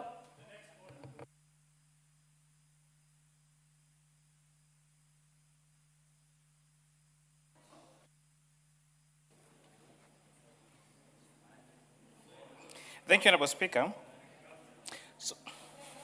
Madam Speaker, I raised to contribute to the Books and Newspapers Amendment Bill of 2025, sponsored by the Honorable Daniel Opio Nanok, and I want to congratulate the Honorable Member for Daniel Opio Nanok for sponsoring this bill.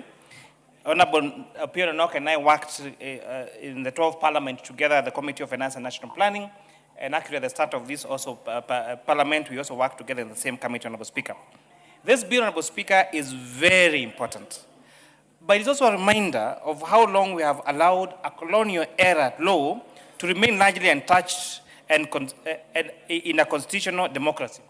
The Books and Newspapers Act, that is Cap 111, was enacted in 1960, and I mean 1960, long before the attendance of our independence. So 66 years later, we are still making small incremental amendments to a law that no longer reflects the realities of media, publishing, or information access in Kenya today.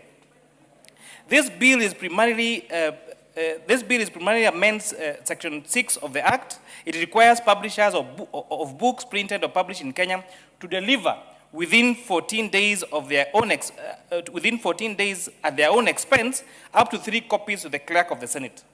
My first question is, then why not to also the clerk of the National Assembly, and why only to the clerk of the Senate?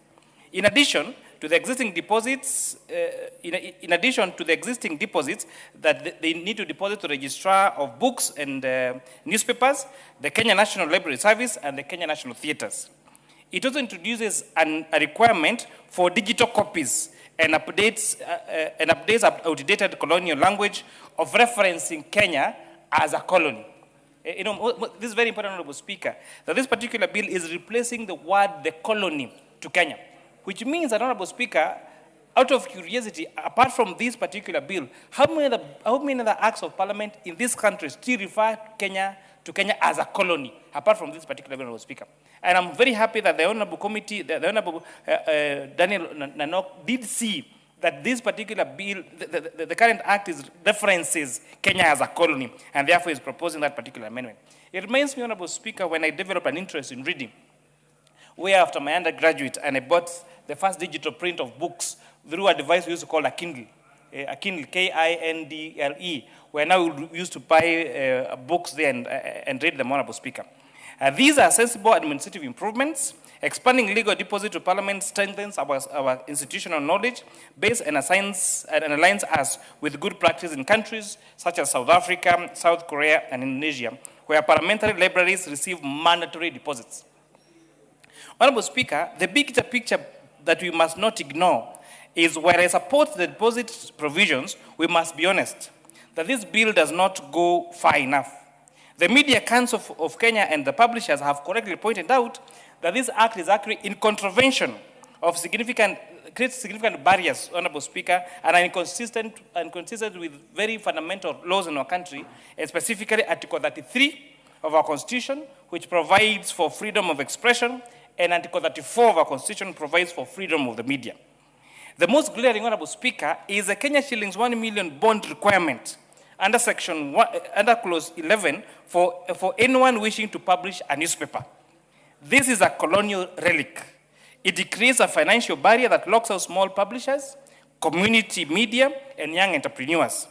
Freedom of press, Honorable Speaker, cannot be a privilege reserved for those who can raise 1 million shillings as security. We should use this opportunity, Honorable Speaker, or a subsequent comprehensive amendment to replace this bond with a simpler notification or registration system. Furthermore, Speaker, this act remains heavily focused on print media. It does not adequately recognize digital publications, online platforms, and multimedia journalism that now dominate the information space. Any serious modernization must update definitions and obligations to reflect the digital reality. I support the expansion, Honorable Speaker, of the legal deposits to include Parliament. A strong parliamentary library is a national interest. Legislators now need to access to knowledge and large deposit in a legitimate way of building that resource. However, Honorable Speaker, we must ensure the following: that one, that the additional deposit obligation does not become an unreasonable burden, specifically and especially to small publishers and independent authors. Honorable Speaker, number two, that failure to deposit is treated primarily or an abusive manner with civil consequences rather than immediate criminal liability to avoid chilling effect. The failure, Honorable Speaker, to deposit these particular copies to the relevant authorities as prescribed in the bill, for example, the clerk of the Senate, the National Media Council, and all those others, should not be a criminal liability, should only be referred to as a civil liability, Honorable Speaker. Failure to, and then lastly, we do not miss the chance to clean up the more problematic sections of this act, particularly this particular bond requirement and the limited recognition of digital media. Honorable Speaker, I strongly submit that the requirement to submit a bond of 1 million shillings is very prohibitive of young authors, of young entrepreneurs, of community leaders, Honorable Speaker, that want to contribute to the knowledge of our country through publishing of books, Honorable Speaker. This bill, Honorable Speaker, however, is a step in the right direction, but it's just a small step. Kenya needs a modern legal framework for publication that protects freedom of expression and freedom of speech as enshrined in Articles 34, 33, and 34 of our Constitution. I support this amendment, Honorable Speaker, sponsored by my good honorable colleague, but I strongly insist that the issue of making criminal liability for people that do not deposit these particular copies, Honorable Speaker, should be expunged. The requirement for 1 million shillings deposit, a bond deposit, Honorable Speaker, should be expunged, but this is in the right direction. They say if you want to try foolishness, try ignorance. But if you want to try ignorance, Honorable Speaker, try those people that don't read. I thank you, Honorable Speaker, for this chance, and I support these amendments, Honorable Speaker. Very well. I know they're on their way out, but allow me to recognize Kamungei School from Joro, Nakuru County, Chertra School from Kipkelion, Kericho County, and in the public gallery, Kipsamo School from Mosop, Nandi County, and Kiborione Murinya from Buri, Meru County. I will indulge the member for Buri, but we welcome them to observe the proceedings. Member for Buri, 1 minute. Thank you, Madam Speaker. I would like to welcome the student from Kiborione Primary School and Morinya Primary School, which are from Bole East, part of Bole constituency, and all other students from other schools. And I want to tell you, this is where your member of parliament works after being elected as a member of parliament. And I know for sure some of you are eager to copy me as your example. One day you might find yourself in this parliament. You are young and hard-working pupils from these two prestigious schools.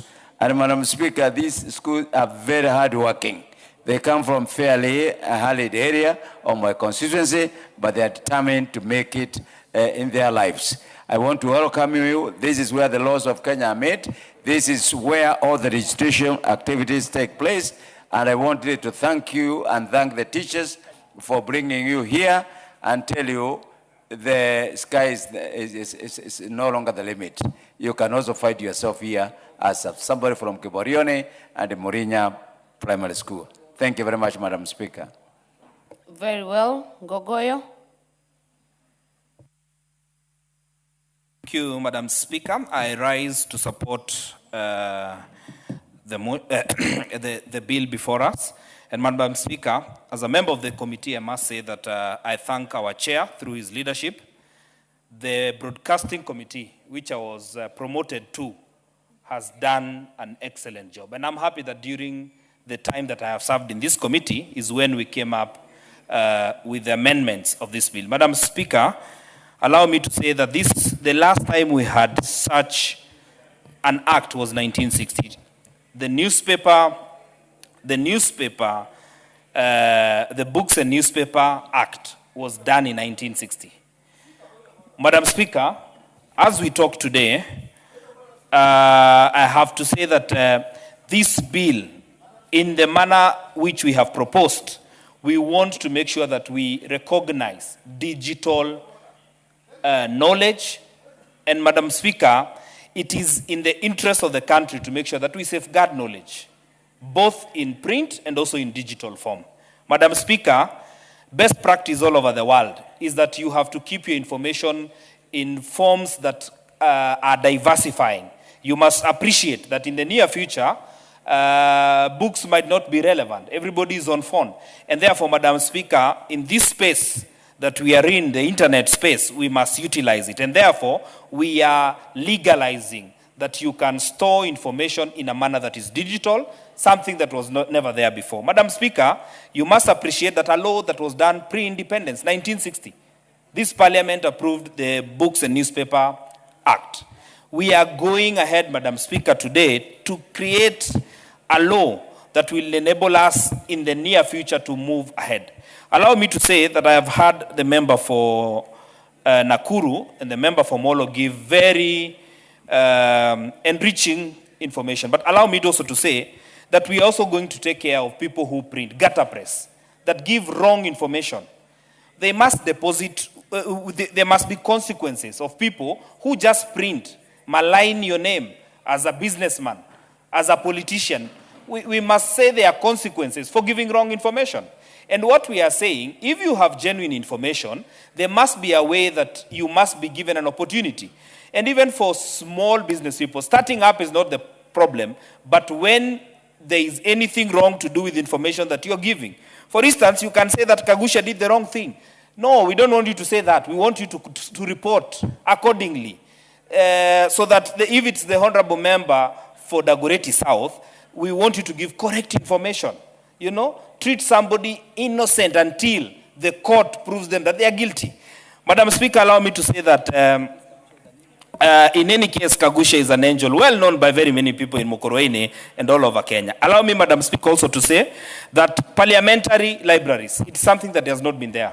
We want in every sub-county, in Gilgil, where the able speaker is the member there, we want to have a parliamentary corner. We want people all over to know what do their members of parliament do, what laws that affect their life. Parliamentary corner everywhere, in the 290 constituencies. And I'm sure the Honorable KJ will be very happy because you are a beneficiary of a lot of information that you gathered from KU and of course from Dagoretti, which by then was a polling station, not a national school. Madam Speaker, allow me also to tell you that we went further to different counties. We did a lot of public participation. And before us, a number of agencies came and gave us their contribution. And it would interest this House to know that private sector, government agencies, they all brought before us ideas on how we could enrich this bill.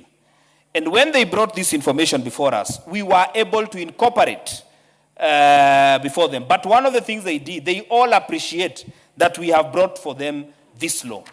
The Kenya National Library, Madam Speaker, when I was in the Kenya Polytechnic, the place I had peace to study from was the Kenya National Library. But you go there, it is the same old institution. Worst of all is that they are not even funded. Through this legislation, we are forcing even the State Department to be able to improve the facilities that are there. Madam Speaker, it would interest you that half of the counties in this Republic of Kenya do not own a library up to date. Turukana does not have a library. Marsabit does not have a library. Kajiado does not have a library. Madam Speaker, we must make sure that we grant our children information. And we must have corners that are beacons that we are able to do so. Through this legislation, I'm sure we are able to do that. Madam Speaker, I must congratulate our committee and thank the members for the work that they did. And I want to rally honorable members, let us pass this legislation, and any good idea that you have, we are ready as a committee to accommodate ideas that can enrich this act so that we have a better legislation for the near future. Madam Speaker, you'll also realize that the Director for Kenya National Library Services, we have also added him a mandate so that it is not an issue, so that, Madam Speaker, in far-flung areas, they can come with innovative ways on how to raise funds and be able to sustain themselves so that the libraries can be up and running. Unlike libraries, for instance, in Kilifi, that were given to the county from the national government, and they have run down. So we are saying let it be a national responsibility for us to maintain libraries and have libraries. Madam Speaker, if I were the government of the day, this is one of the best legislation. They should just implement it. But they should fund it properly. Instead of funding non-issues, funding political campaigns, using money where it is not supposed to be, let them use the money to enrich generations that are to come. Those many remarks, Madam Speaker, allow me to say that this is a very, very good legislation, and I want to ask honorable members, let us move with speed. The way we moved in speed to impeach Rigathi Gachagua, let us move in speed now to pass this legislation that can help future generations, Madam Speaker, so that Kenya becomes a better country, even as we change the current regime and bring in a government that can work for the people, not a government, Madam Speaker, that provides confusion, that is not focus-oriented. Madam Speaker, some of them want to tell us about a vision that is 2060. Madam Speaker, Vision 2030 was brought in by Kibaki without noise, without launching, without commissioning. Now we have a vision, Madam Speaker. We have a lot of unnecessary noise. There is a point of order. Honorable KJ. Madam Speaker, this is a house of rules, and the honorable member may have served in a county government. And in a county government parliament, the standing orders are totally different. The Honorable Ngogoyo must take time and understand the standing orders, especially the standing orders on relevance. This gentleman is totally out of order, totally irrelevant. What is out of order, Honorable KJ? Because I think it was a point of debate. What is exactly out of order? There is a very big distinction between a campaign rally and a point of and debate, Madam Speaker. This gentleman has taken off onto a trajectory of campaigning for whichever side he wants to campaign for, and even the candidate, Madam Speaker, while we are debating national libraries here, Madam Speaker. So, Madam Speaker... You have made your point. Who are you informing? Member for Molo. The honorable member for Dagoretti South is on a point of order, so he cannot take information. We will. Thank you, Madam Speaker. As I conclude my... Wind it up, Honorable. Yes. As I conclude, allow me to say I appreciate you, Honorable KJ. What is out of order? Member for Molo, what is out of order? Honorable Speaker, what is the point of order is a matter of constitution. And I want to refer the honorable member for Gogoyo to the fourth schedule of our constitution on the mandate of the national government. I want to read to you verbatim the fourth schedule on the functions of national government on number 9, National Economic Policy and Planning. So the honorable member Gogoyo is completely out of order to refer to the launch of Vision 2060 as a non-issue for the national government, because it is a function that is strongly provided for by our constitution. And specifically, the fourth schedule, number 9, on national economic policy and planning. So the launch of Vision 2060 is a function of the national government under our constitution, Honorable Speaker. And it's very important that, he may be suffering from the hangovers of county government, but now to inform you that is a complete function of the national government as per our constitution, Honorable Speaker. Member for Kajiado North, you have the floor. Yes? You have the floor. Yeah, thank you. Madam Speaker, allow me for the two issues. I know I have the hangover of the county, but you know the hangover that you have, so I will excuse you. For the Honorable KJ, I know your last engagement was comedy. Allow me to ignore comedy, because here we do serious business, and that's why I'm referring to serious legislation. Members, you can actually refer to your colleagues without casting aspersions. I don't know why you want to go that road, because you are doing very well. Allow me to say that as part of what will become part of our records in the libraries will be, even Vision 2030 today sits in the Kenya National Library. That document that was developed by the National Economic Council, you will find it clearly in the Kenya National Library. Madam Speaker, we do not have a hurry for developing vision. After 2027, we shall create a roadmap that is proper and a new leadership. Honorable Madam members, Speaker, order members, Honorable KJ, I am listening very carefully because Honorable Member for Kajiado North was responding to some of the issues that you raised and the ones that were raised by Honorable KK. So if you don't give it time to even respond, there will be another point of order. We are getting lost in it. What is out of order?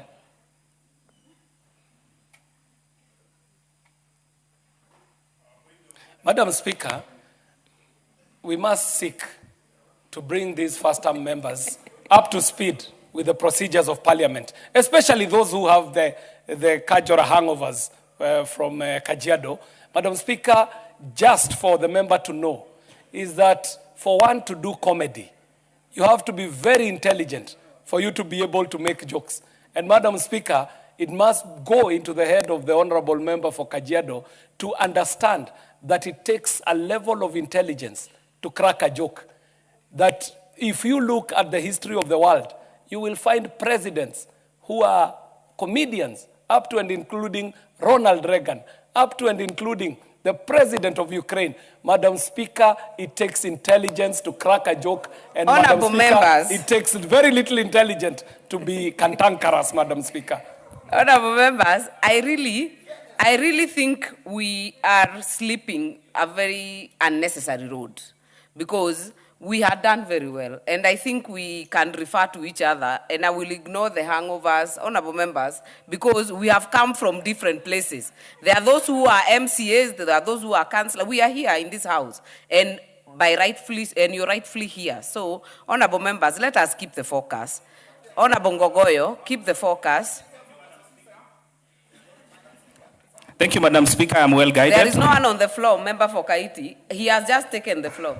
Yeah, thank you, Madam Speaker. The joke was very funny and we have all laughed. Thank you very much, Madam Speaker. Madam Speaker, as I conclude, allow me to say that it is not punitive. We have just said for those who publish irrelevant information, maligning information, people who have gutter presses that attack businesses or individuals.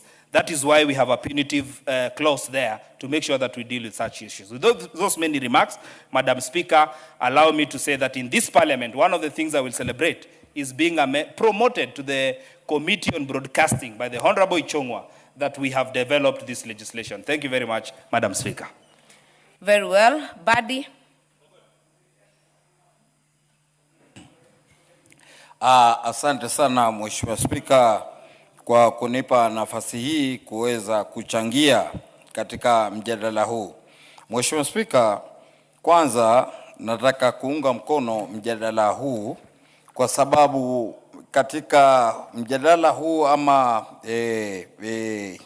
hoja iliyoko hapa saizi, Mheshimiwa Spika, ni kurekebisha sheria ya Books and Newspapers Act CAP 111 ya mwaka 1960 ambayo Mheshimiwa Spika tulipata uhuru mwaka 1963, lakini mpaka kwa wakati huu tulikuwa tunatumia sheria, Mheshimiwa Spika, ya kikoloni.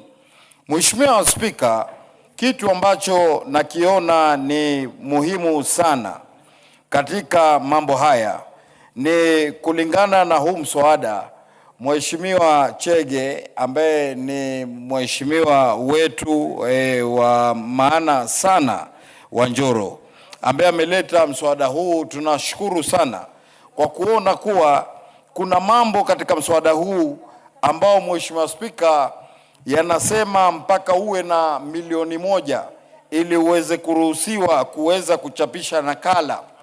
Na vile vile tunaona jambo kama hili Mheshimiwa Spika linafungia nje kwa wale watu ambao ni waandishi wadogo wadogo. Pia Mheshimiwa Spika, ni wewe mwenyewe ambaye umeweza kuongea hapa leo, Mheshimiwa Spika, kwa mwezi mmoja peke yake uliopita, ni kwa kuwa tumepata wanafunzi 18,000 ambao wameingia Mheshimiwa wa Jomvu, Yes. 18,000 ni wiki jana.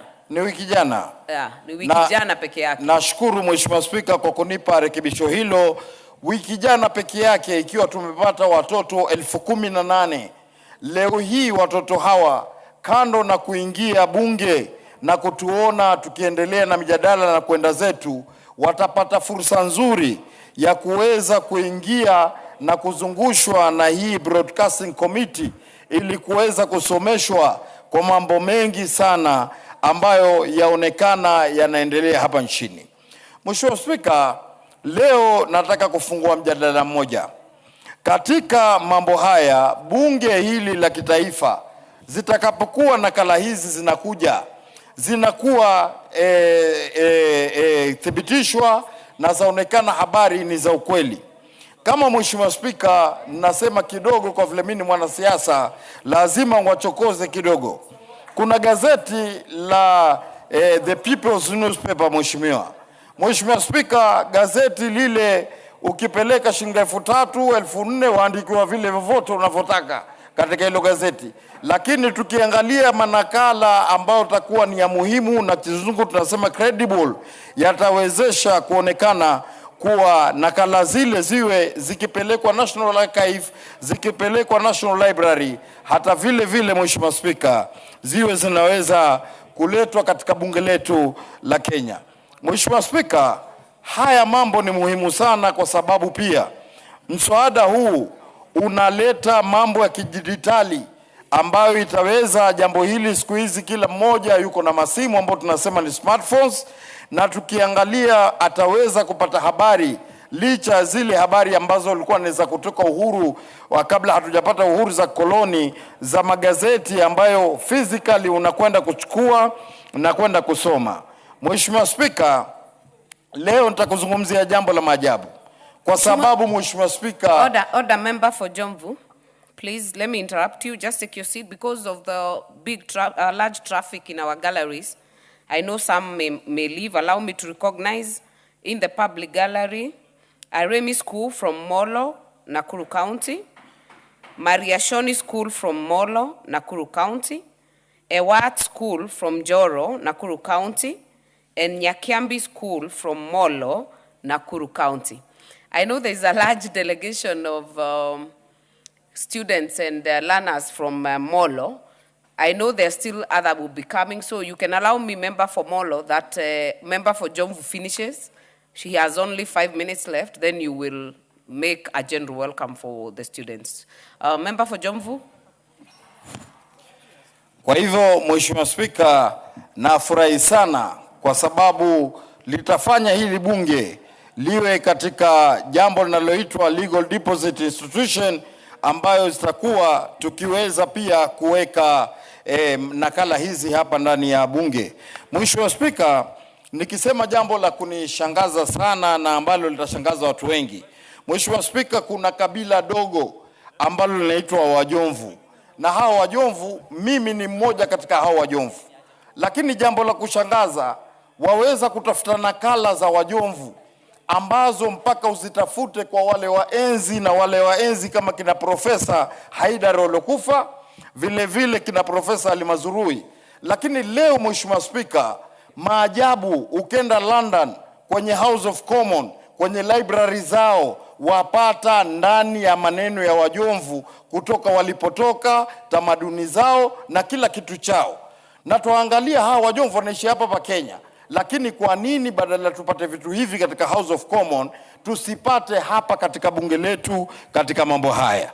Kwa hivyo Mheshimiwa Spika, nataka kuchukua nafasi hii kusema naunga mkono Mheshimiwa Chege ameleta mswada wa maana sana ambao tutaweza kuona katika mambo mengi yanavyotokea Mheshimiwa Spika kuwa yatakuwa yananakiliwa na hapa. Kwa hivyo Mheshimiwa Spika, moja ya jambo ambalo litanukuliwa katika magazeti ni jambo ambalo rais wa nchi hii ya Kenya Mheshimiwa William Samoei Ruto. Hakuna rais katika Kenya kutoka 1963 aliyeweza kuwatambua wazee wa mitaa na kuwapatia wazee wa mitaa hao insurance, yani bima. Na wazee wa mitaa hao, hayo niliyosema, mambo ya kidijitali, wazee wa mitaa wote wenye kabambe watabadilishiwa, watakuwa na simu za smartphone ili waweze kuona kuwa habari zinaweza kuenea. Kwa hivyo mambo kama haya yakiangaliwa kileo yataandikwa tu kwenye gazeti hivi hivi, na ukipata gazeti la upinzani kama People's Daily wataandika kwa hali maneno ya urongo na hali maneno ya kweli. Lakini kwenye magazeti nakala ile ikiwa hapa bunge, watoto kama 18,000 waliokuja kwa wiki moja peke yake, ina maana kuwa kwa mwaka ni watoto mamilioni wataweza kujua kuwa rais wao mpendwa Mheshimiwa William Samoei Ruto, ambaye hakuna pingamizi ya yeye kuchaguliwa kwa awamu yake ya pili, amefanya jambo fulani na fulani na fulani ambalo watu wengine wowote walikuwa hawajaweza kulifanya. Kwa hivyo Mheshimiwa Spika, hii ni historia kubwa, na pia watoto wataweza kusoma kuwa ndani ya maisha kulikuwa na eneo bunge likiitwa Changamwe, kisha likakatwa eneo bunge lile likaitwa Jomvu nusu yake. Watasoma watu katika historia kuwa kutoka eneo bunge hilo lilipokatwa mwaka 2013 mpaka leo halijaweza kupata mbunge mwingine ambaye amelithibiti kando na kijana mwepesi Mheshimiwa Badi Twalib. Watasoma yale maneno hapa ndani ya bunge hili. Kwa hivyo Mheshimiwa Spika, nashukuru mswada huu ni mzuri. Mswada huu utampeleka Mheshimiwa Chege ya kwa kuwa ataingia kwenye historia ya vitabu vya kumbukumbu, kama yeye alituondoa kwenye maisha ya ukoloni wa ile act ya 111 ya 1960 akatuweka kwenye katika hatima ya kisasa ambayo ni ya kileo. Kwa hivyo Mheshimiwa Spika, nakushukuru kwa kunipa nafasi hii ni ili niweze kuchangia, na kwa kila kinachotokea katika bunge kitaweza kunukuliwa. Kama vile wewe mwenyewe Mheshimiwa Martha Wangari utanukuliwa kuwa Madam Speaker mkakamavu, watoto watasoma Madam Speaker mkakamavu ambaye anajua. Kwa hivyo naona Mheshimiwa Meru kule anitolea na rafiki yangu vidole kunaambia malize, na maliza, na Mungu atubariki. Asante kwa nafasi hii, naunga mkono Mheshimiwa Speaker. Asante. Asante sana Mheshimiwa kijana mwepesi Badi Twalib mwenyewe. Nafasi hii nataka nimpe Mheshimiwa wa Molo. Najua uko na wanafunzi wengi kutoka Molo ambao wametutembelea, uweze kuwakaribisha, na sio hao tu bali ni wote ambao wameweza kututembelea kuweza kuangalia vile tunavyofanya kazi hapa bungeni. Asante sana Mheshimiwa Spika. Mheshimiwa Spika, siku ya leo nafikiri katika historia ya bunge letu la kitaifa kuna wanafunzi wengi zaidi ambao wameweza kutoka kwa eneo bunge moja katika nchi yetu ya Kenya. Hivi leo tuko na wanafunzi 920 kutoka shule tofauti za eneo bunge letu la Molo, na wamekuja hapa kusoma kuhusu vile tunaendeleza bunge yetu.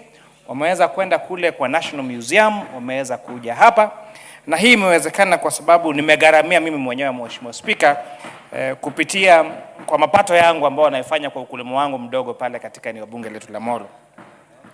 Mheshimiwa Spika, vile nawatakaribisha hapa, nataka kuwapea tu historia kidogo. Mheshimiwa Spika, mimi ni mwanafunzi ambaye nilisomea shule ya msingi ya umma, shule ya upili ya umma, ikiwepo tunaita Mixed Day Secondary School, na niseme kwa jina inaitwa Kieni Secondary School ambayo iko katika eneo bunge la Subukia. Shule ya chuo kikuu cha umma kwa shahada yangu ya kwanza ya degree nikisomea maneno ya fedha, Honorable Speaker.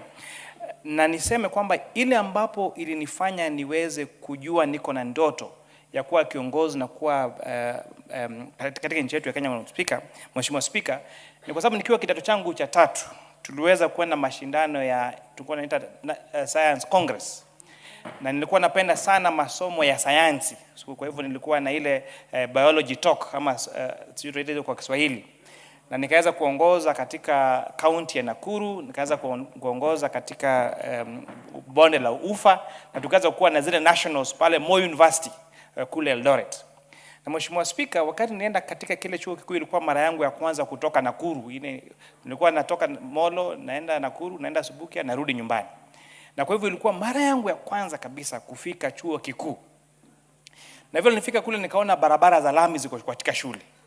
Nikaona kwa mara ya kwanza nyasi ambayo sio kukuliwa na ng'ombe ama mbuzi, lakini ni ya kukaa tu, ya kuleta urembo katika chuo kikuu cha Moi.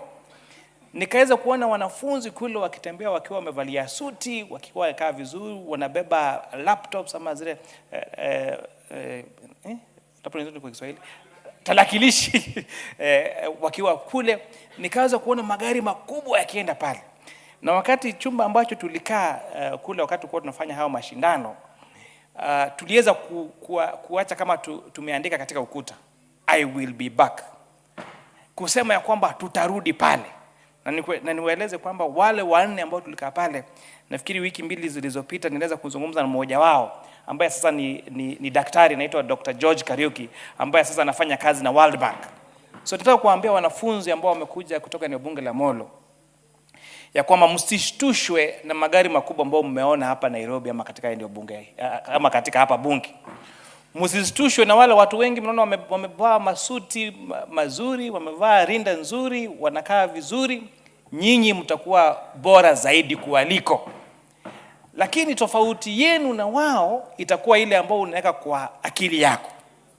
Ya kwamba unaweza kutoka Mariashoni, unaweza kutoka Turi, unaweza kutoka Mwangi Mchuki, shule ambayo nilisomea, unaweza kutoka Tayari, unaweza kutoka Kivunja, unaweza kutoka katika eneo bunge lote ama shule yoyote katika nchi yetu ya Kenya, na kwa kuwa kitu katika jamhuri yetu ya Kenya, kwa sababu masomo ndio inafanya sisi wote tunakuwa sawa. Haijarishi kama unatoka katika familia imejiweza, haijarishi kama unatoka katika familia maskini, nyinyi ndio mtakuwa wabunge wa kesho, maseneta wa kesho, wabunge wa kesho, marais wa kesho, wahandisi wa kesho, mawakili wa kesho, majaji wa kesho, na yale yote ambayo mnaweza kutamani yako katika kichwa yako. Ukikubali ya kwamba unataka kukua, utakuwa, kwa sababu Mungu atawezesha na masomo yatawezesha. Kwa hivyo ningetaka kuwakaribisha sana, na sio wale tu ambao wametoka Molo, pia ambao wametoka maeneo bunge mengine katika jamhuri yetu ya Kenya.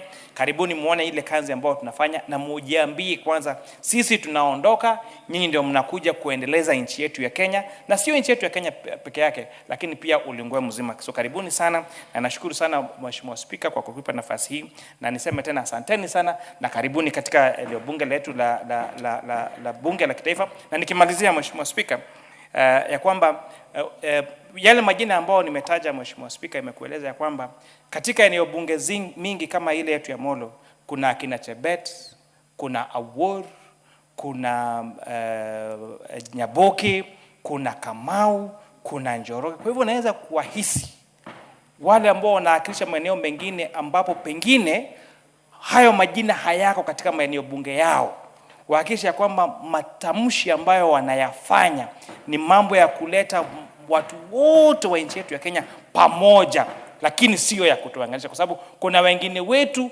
tunaishi katika jamii tofauti na tunaishi pamoja kwa amani. Na kwa hayo machache nakushukuru sana Mheshimiwa Spika.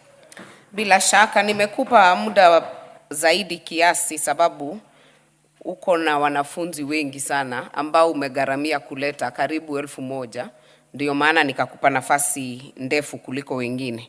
Na wakaribisha wote pia muweze kujivunia kuangalia na kutizama kazi ambayo tunafanya. Nafasi hii nitampa mbunge wa Moi-Ben.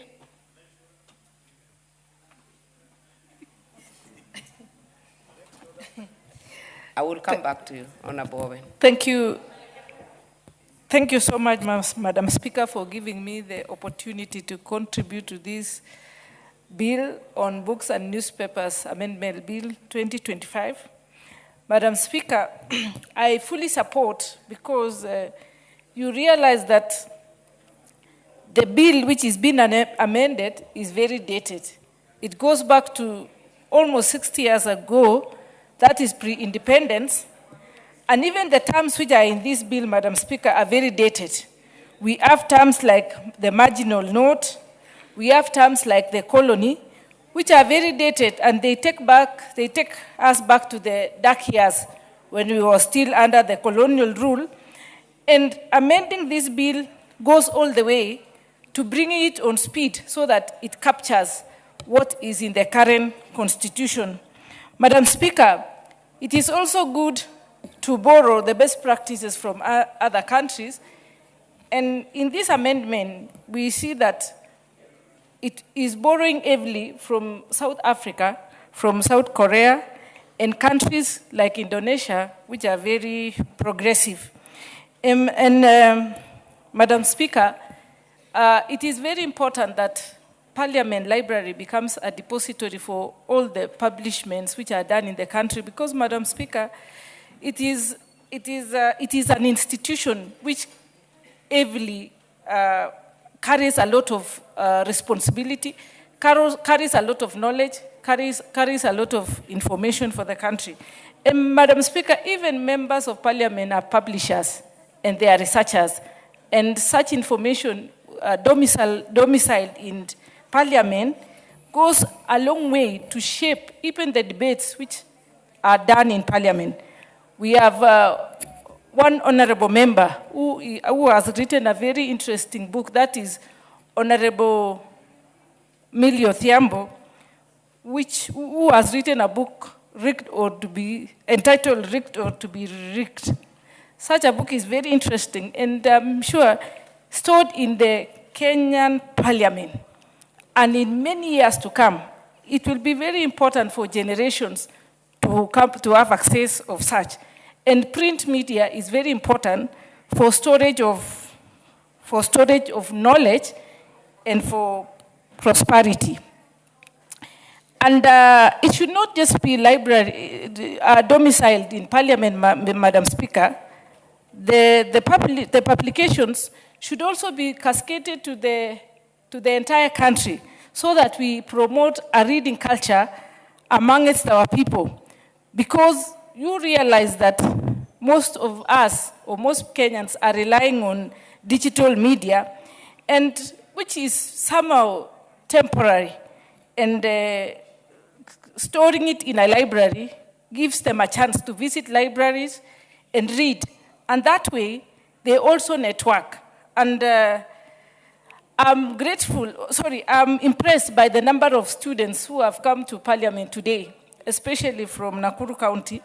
That is an indication, Madam Speaker, that our schools or young people are impressed by what is happening in Parliament.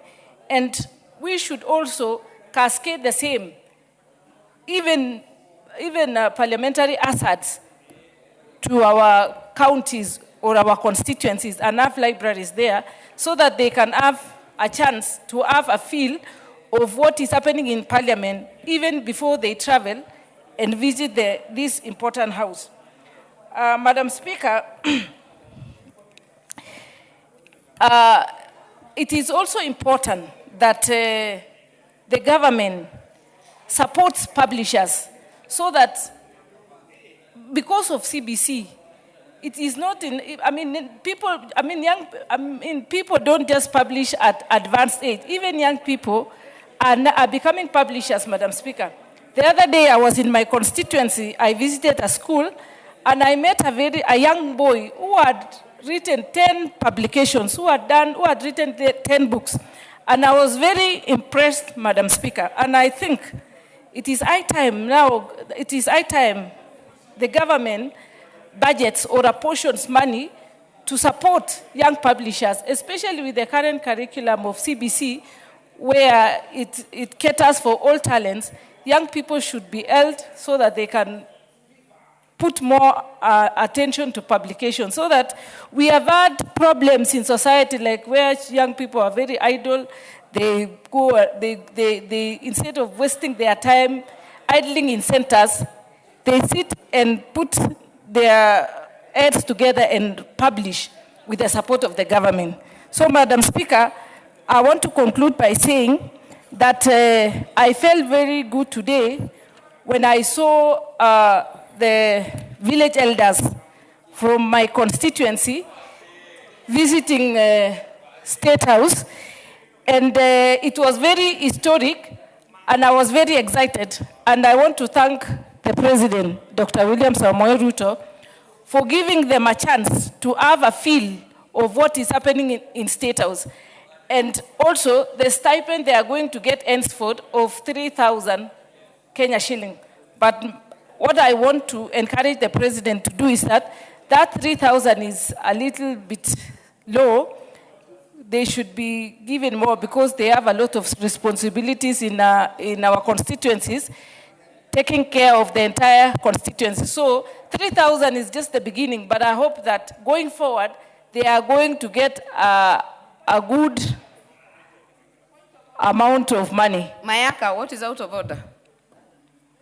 Thank you, Honorable Speaker. I don't like to interrupt the good professor, but Honorable Speaker, Professor is giving us very important points. But we have a gathering of Mount Kenya East and West here that we can't even hear what she's saying. Kindly, Honorable Speaker, tell them to consult in low tones. Mount Kenya Honorable East members, Honorable, I can only see Honorable Mukurwe-ini's head from here. Members at the aisle, kindly. Keep it low or break the kamukunji. Utilize the rooms behind me so that we can hear each other. Continue, member for Moiben. Thank you, Madam Speaker.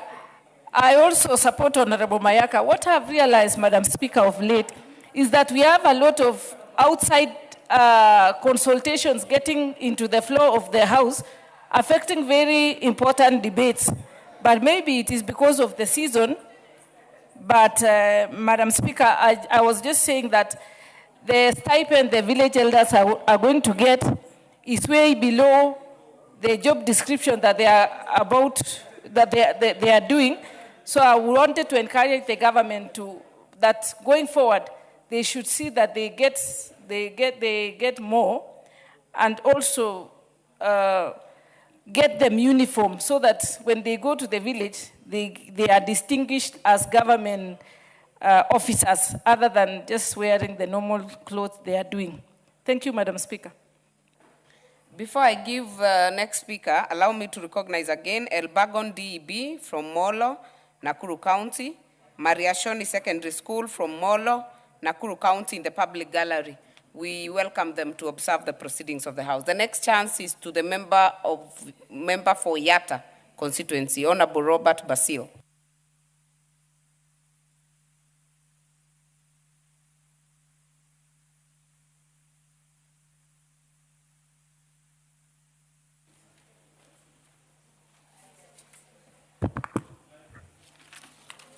Thank you, Mr. Speaker.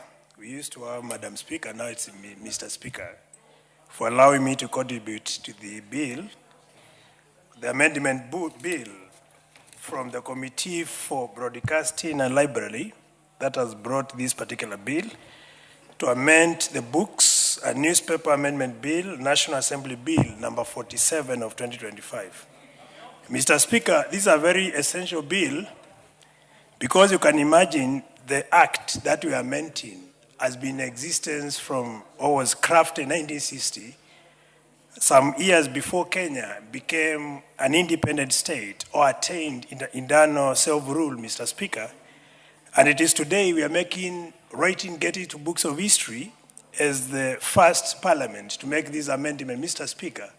So the 13th parliament has been made proud by this Committee of Broadcasting and Library Services that has brought this amendment to the House, Mr. Speaker.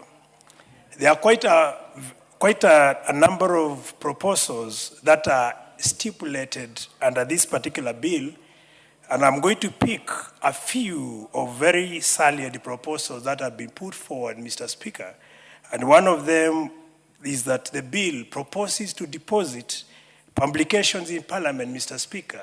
Imagine this is going to enrich the knowledge and make Parliament a repository of knowledge, Mr. Speaker, by allowing publishers to deposit a copy in Parliament, Mr. Speaker. And there will be a number of benefits which will be derived after this proposal becomes or gets to effect. And I'll be able to explain that later in my contribution, Mr. Speaker.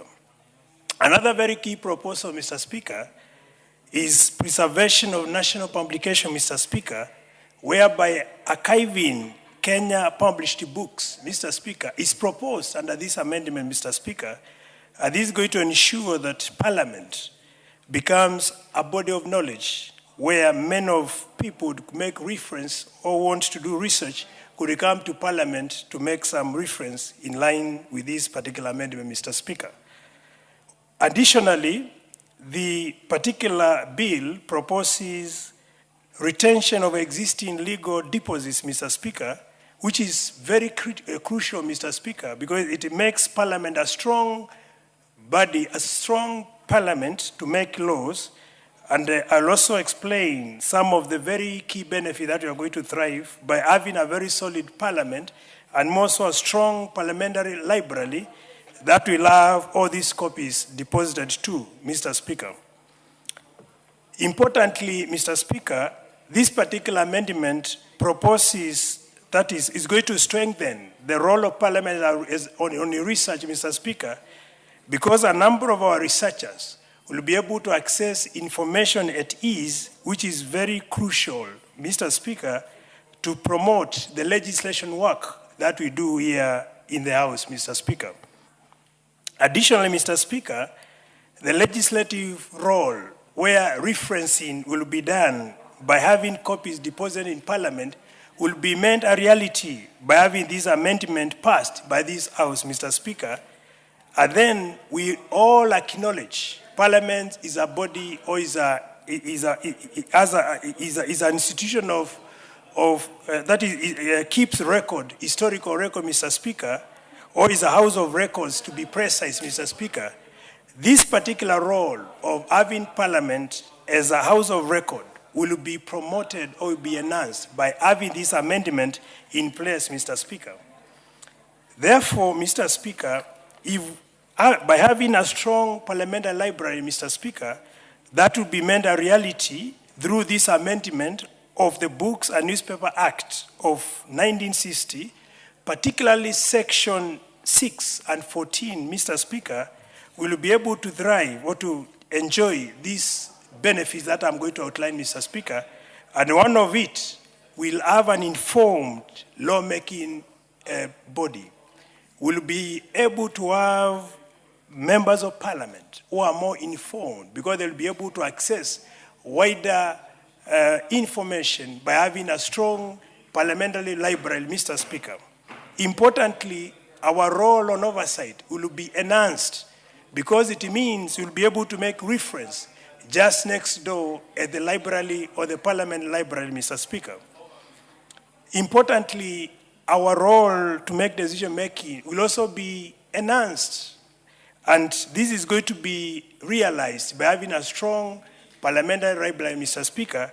And that's why it's crucial that this amendment is passed by this particular House.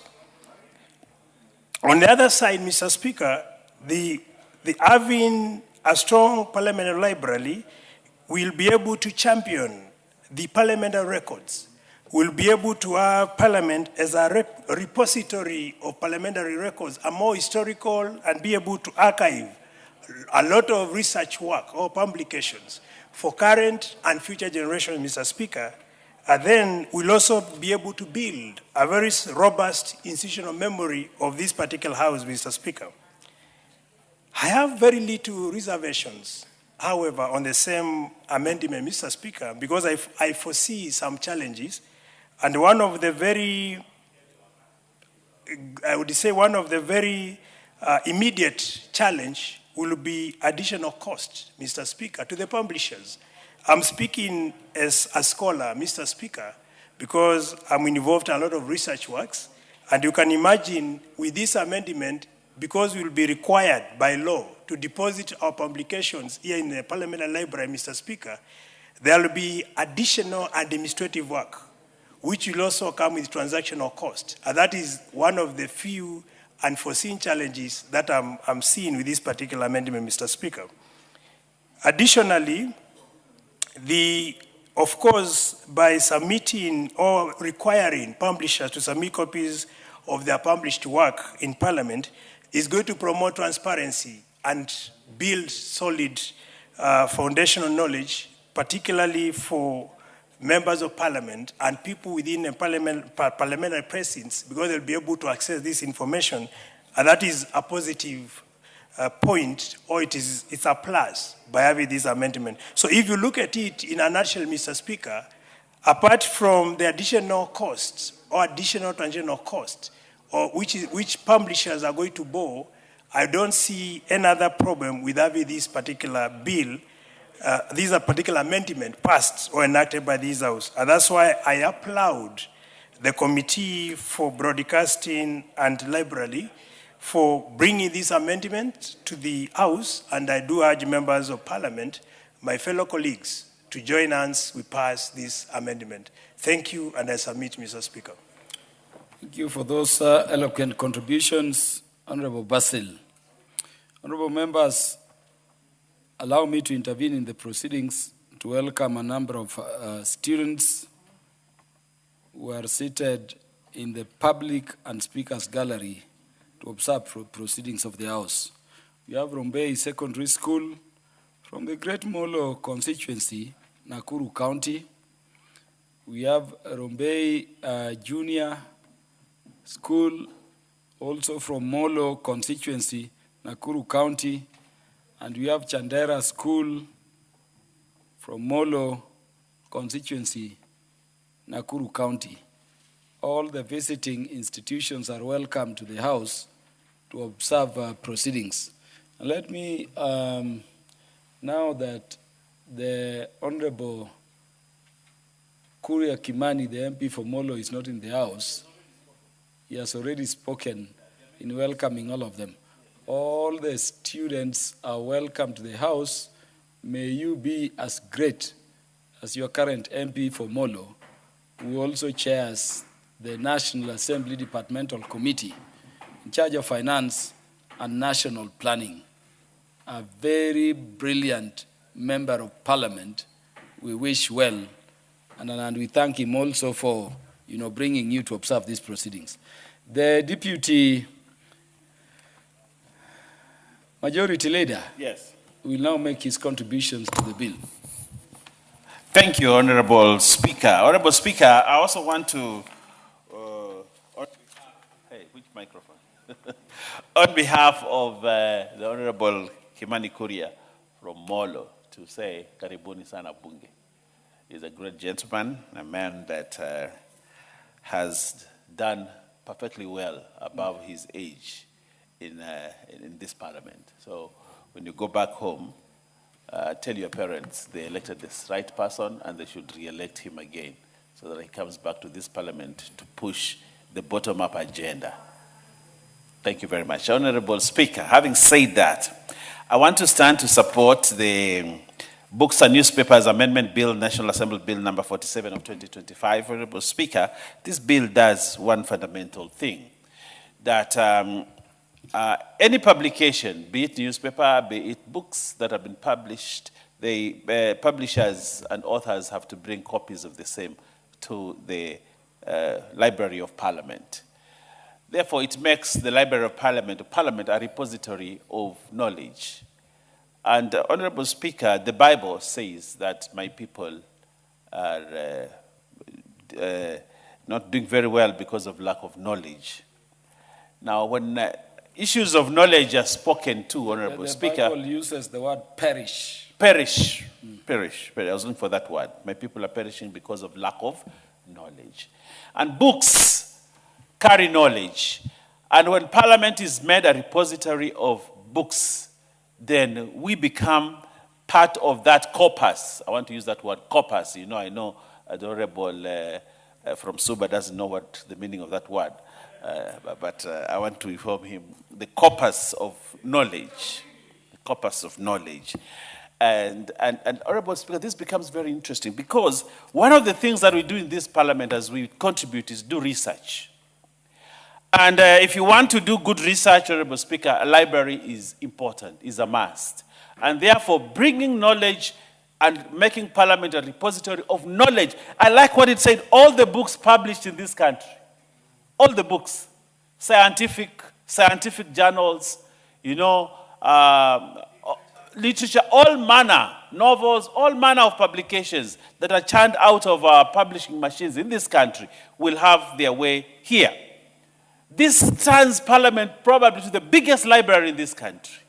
The biggest library in this country. And therefore, what it is doing, it is making Parliament the center of knowledge. Parliament becomes the center of knowledge.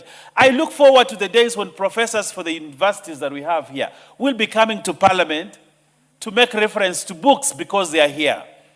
I look forward to great researchers coming out, Honorable Speaker. I would want to deposit my thesis, the two of them, in Parliament, Honorable Speaker.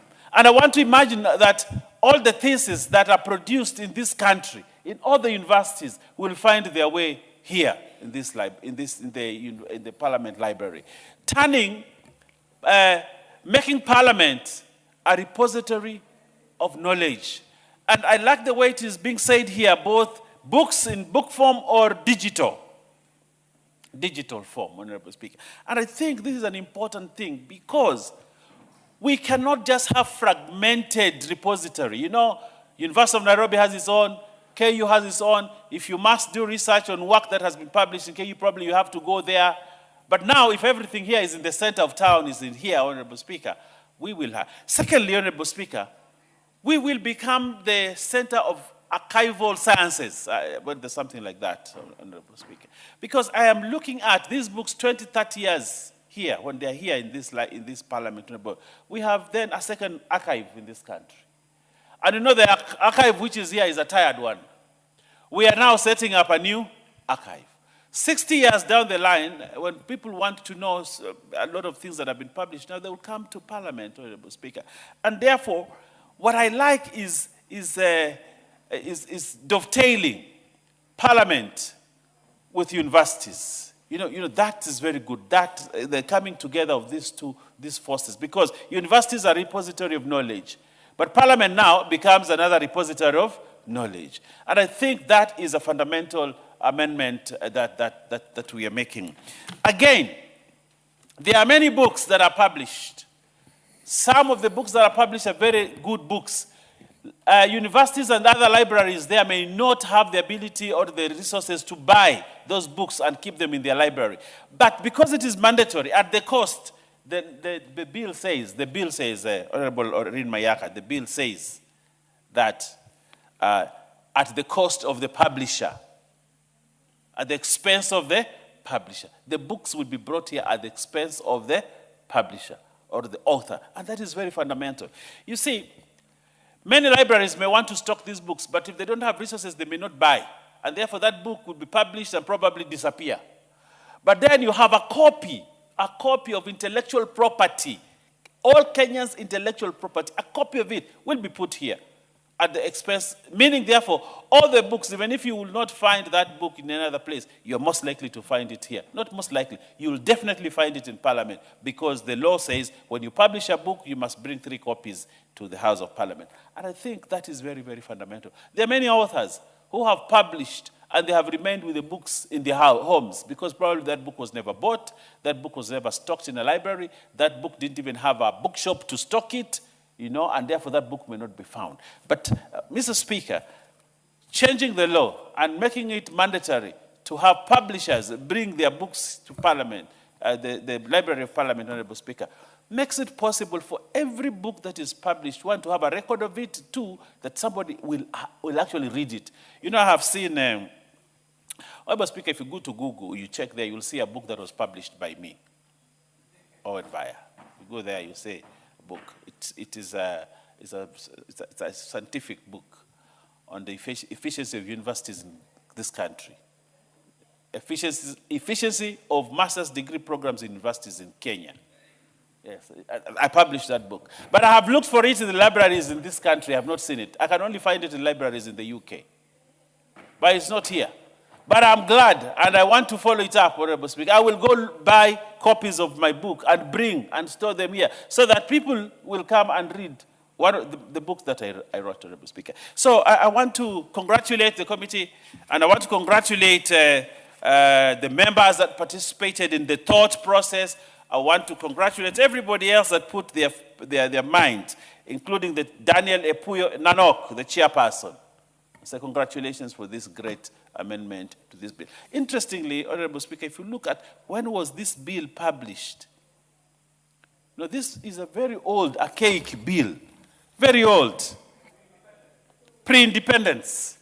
And this 13th Parliament has the honor and the privilege to actually amend a pre-independence bill. I think that needs to go to the annals of history, that this is a very, very fundamental bill that we're publishing. And this Parliament, 13th Parliament, includes one Suba North Member of Parliament, South, the troubled, very troublesome member that Baba didn't like so much.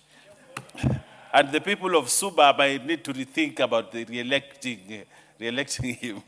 He's trouble, but and yet does not help his constituents. But it's okay. We like having such people in this house. But Honorable Speaker, I support. Thank you. What is out of order, the Honorable John Nyeri?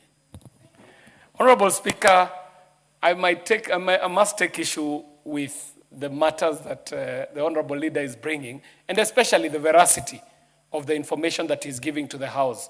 It is very well known to myself and known to this Republic and even known to the Speaker that the Honorable Karoli Omondi held a very special place in the Honorable Raila Odinga's heart.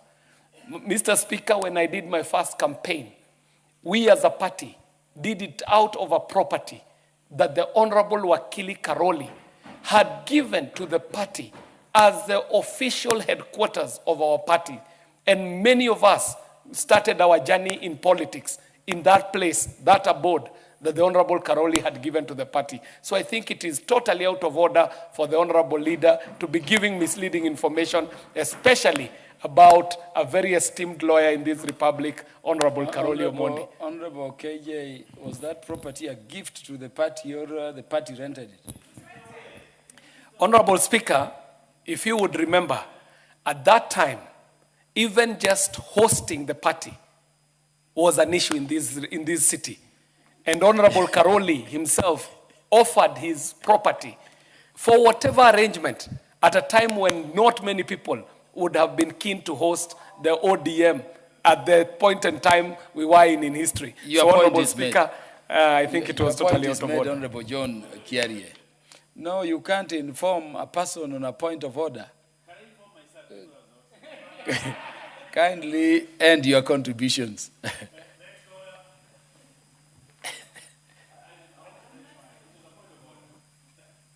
It's not a point of order. You are contributing. You had 1 minute to go. The microphone. Thank you, Honorable Speaker. You see, the Honorable Karoli can actually be magnanimous enough, now that he took away the property from the Orange Democratic Party, actually turn it into a library, you know, and help this country, you know, because, you know, even the spirit of Raila will bless him, because he took away the party property when the party actually needed it most, just because now the party could not give him a direct ticket. But anyway, that is not important. That is not important. But I support this bill, Honorable Speaker, and I beg to support. You know, Honorable Owen Baya is a Fulbright Fellowship scholar. Yeah, Honorable Karoli, had you spoken to this bill? Honorable Speaker, you know, I know you have a bill to move. Yes. But had you made your contributions to this bill, or would you no, want to? No, I have not, but okay. Do I proceed? Yes, proceed. Honorable Speaker, this bill attempts to establish something similar to the Library of Congress in the US. And you will recall that the Library of Congress was actually established around 1800. And as of today, it has about 180 items. I don't mind the proposed amendments, but the way the Deputy Minority Leader was promoting the bill made me wonder why, after so many years, with 2 amendments, they think they have done very great work as a government. As a matter of fact, I think these amendments should have gone much, much further. And I'm happy to see at least in one clause, they are talking of digital copies of the books to be submitted. But when you read the bill, basically they are talking of hard copies. I don't think if you want to establish a serious library of Parliament of Kenya, we should focus on hard copies. We should have emphasized more of the digital library that is accessible to probably everybody at no cost. And we should have also gone further to integrate this bill with the county libraries bill and the national libraries bill. Because there's a bill we passed here which is before the Senate, and the Senate has also sent us a bill on county libraries, which in a short while I will be begging to move. So I think there's still a bit of work in terms of harmonization that we need to create between this bill and the others, and also to bring it up to speed as to how modern libraries function. I think there's a lot of work. So unfortunately, the minority leader is not here. Yeah, the reason I gave you the chance, Honorable Karoli, is because of your knowledge in matters law, matters intellectual property. And I wanted to tell you, to ask you whether it is possible, as is proposed in the bill, that I can author a book, and by law, without regard to whether you are paying for the book and therefore granting me royalties, require me to deliver that book to Parliament or any other institution in both hard copy and digital form. Honorable Speaker, if you had just waited for 5 seconds, I was coming to that. Because if you look at the Library of Congress, they also administer intellectual property. There's an office there, copyright office, which is not the case here. I was just going to raise that as another point that requires further reflection with respect to the bill. So you are spot on, Honorable Speaker. I think there's still a lot of work. But these days, those on the bread-based or whatever it is like to rush things. So some of us feel a bit reluctant to contribute unless it is absolutely necessary. But if we are serious that this is something that requires cross-party collaboration, we'll put a lot of effort in it, like we have done with the other bills on libraries. Thank you, Honorable Speaker. Thank you. Honorable Irene Mayaka, then the mover should prepare to reply. Thank you, Honorable Speaker, for giving me this opportunity. And Honorable Speaker, before I even make my contribution in support of this bill, I just want to make a clarification of misinformation that had been there before. When the Deputy Majority Leader said that we were sort of chased out of Chungwa House. We just graduated from renting to owning our own headquarters as ODM called Chungwa House. So we were not a charity case, Honorable Speaker. We moved from a rented facility to owning our own Chungwa House as ODM. So I really wanted that to be very clear as a life member of ODM. Honorable Speaker, coming back to this particular bill, which I do support, though with a bit of suggested amendments, Honorable Speaker, because the main purpose of us debating in second reading is actually to enrich the bills that come before us. And Honorable Speaker, this is very encouraging because there's this joke that goes on that if you want to hide something from a Kenyan, you put it in a book because we don't have a reading culture. And Honorable Speaker, that is one of the reasons why I am really supportive of this because the bill speaks about both the physical books and the digital book, a very important aspect that we have both in our depository.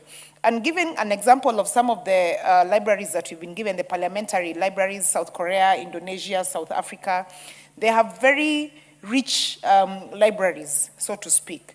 Honorable Speaker, when you talk about published works, that is one of my points of departure with this particular bill, because when you look at the definition of published work is creative work. It can be in a book, it can be art, it can be in digital format, but the bill is sort of just leaning towards physical books. It doesn't talk about published work. So maybe we need to widen the definition of this particular bill to include all other forms of published works.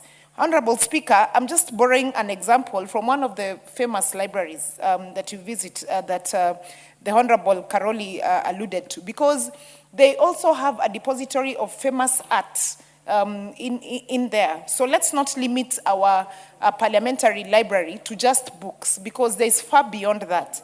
And Honorable Speaker, you know, one of the very famous publishers we do have is the late Honorable Raila Odinga. It would be lovely to see his book, The Flame of Freedom, as part of the work that is put in this particular space, because we want young people, young generations in future who had not experienced having Baba with us, for them to be able to read some of his famous work.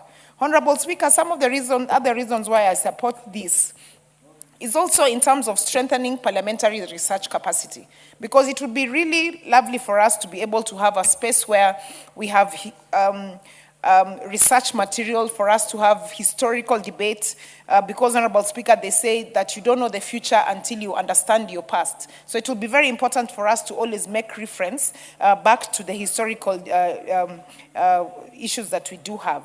Another thing, Honorable Speaker, is protection of publication, because we will then have catalogs, classifications, utilization of different publications, Honorable Speaker, that will be very beneficial for even the future generations. Honorable Speaker, another very important point to support this is promoting of evidence-based public debates, and also complementing and replacing other national depositories. Honorable Speaker, we had a very important event going on today at State House, the village elders, and I felt really good seeing village elders from across the whole country being very excited to be able to go to State House and engage with our President, William Ruto.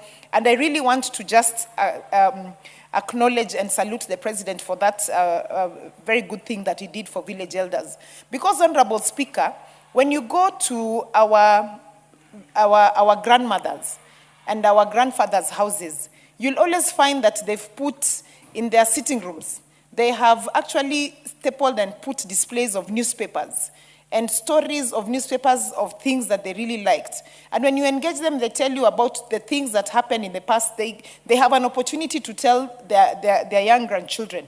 And so, Honorable Speaker, you can imagine an opportunity for us as Parliament to have a depository of old newspapers where you can easily refer back to things that happened in the past, refer back to the sort of columns that people used to write. Honorable Speaker, you remember the Whispers column. Can you imagine a place where Kenyans can be able to access such material? Because I know the young people, the Gen Zs, did not have the advantage of being able to read the Whisper. We used to look forward to Sunday newspaper just to read the Whispers, but we don't have it anymore because he's no longer with us. But he had such rich literature that, Honorable Speaker, really should be shared with the current generation and the future generation. And so, Honorable Speaker, this for me is extremely important. The only thing that I feel that we also need to have included in this particular bill is the aspect that Honorable Karoli spoke about the copyright, because that's very important. Because we do have situations where people get intellectual property stolen from them because they don't have access to where they can actually be able to deposit their intellectual property, and that's because there's no capacity. People have no knowledge of that. So, Honorable Speaker, it will be very important for us to include this so that we can enrich this bill, and so that it can help not just the current generation, but future generations as well, Honorable Speaker. Because as it had been alluded to, this is a bill that was with us in the 60s.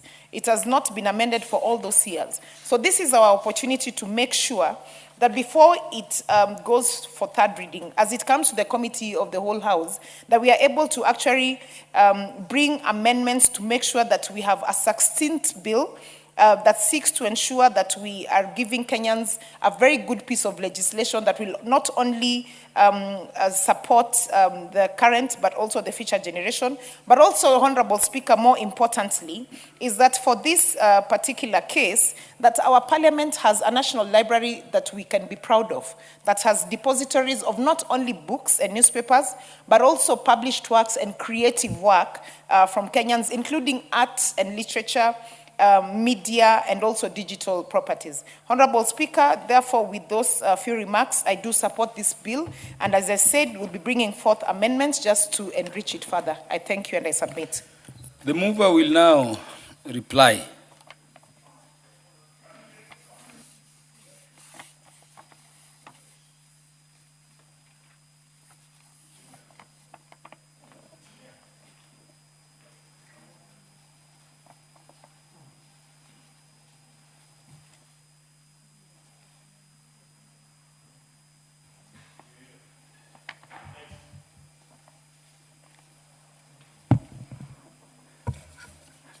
Honorable Speaker, before I reply, I would like to request my friend, member for Embakasi, to just take 1 minute.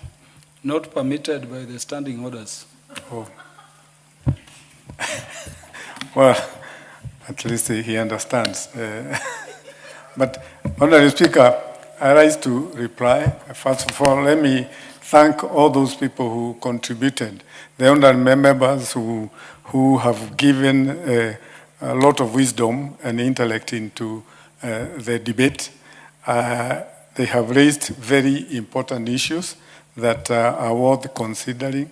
But, Honorable Speaker, I want to thank this Parliament for the fact that we are the people at this time that we have taken the initiative to amend an act that was there pre-independence and referring this country as a colony and not a Republic of Kenya.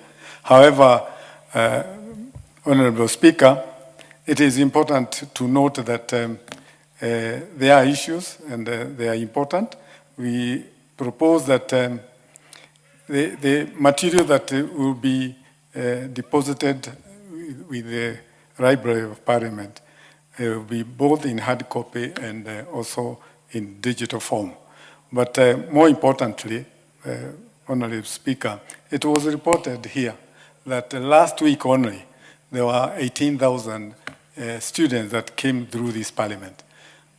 We hope that if this amendment goes through and it is implemented, we can have such huge number of students, not only to come and see the plenary in 10, 15 minutes, but also have time to visit the library and get to know what it contains and how they can help themselves in terms of getting more knowledge, not only for the young people, but also even members of public and including honorable members.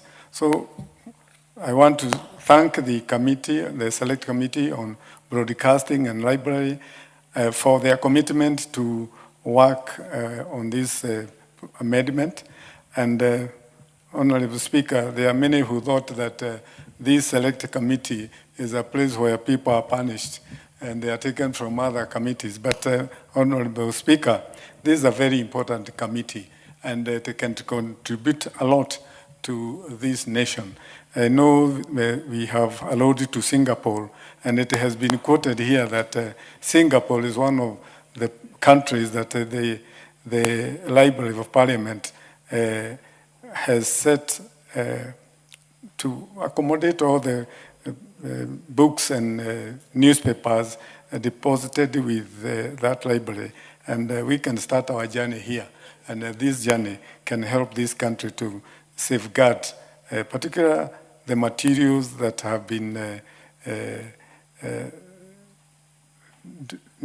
developed here in this country, and some which have never find a way to the shelves.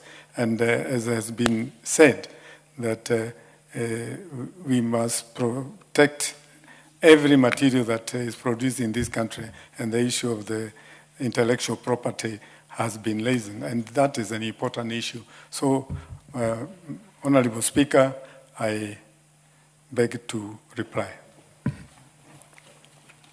Thank you, Honorable Engineer John Kiragu. Honorable members, I now put the question that the Books and Newspapers Amendment Bill, National Assembly Bill number 47 of 2025 be now read a second time. Will as many as are of that opinion say aye? Will as many as are of the contrary opinion say nay? The ayes have it. A bill for an act of parliament to amend the Books and Newspapers Act and for connected purposes. Thank you. Next order. Order number 15, the County Library Services Bill, Senate Bill number 40 of 2024, second reading. Mover to move. Thank you very much, Honorable Speaker. I rise on behalf of the chairperson of the Departmental Committee on Sports and Culture and beg to move that the County Library Services Bill, Senate Bill number 40 of 2024, be now read a second time. Honorable Speaker,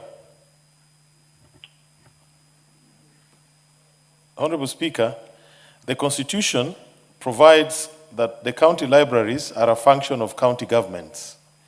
On the other hand, there is need for a coherent national framework to guide and support county governments in the discharge of these functions.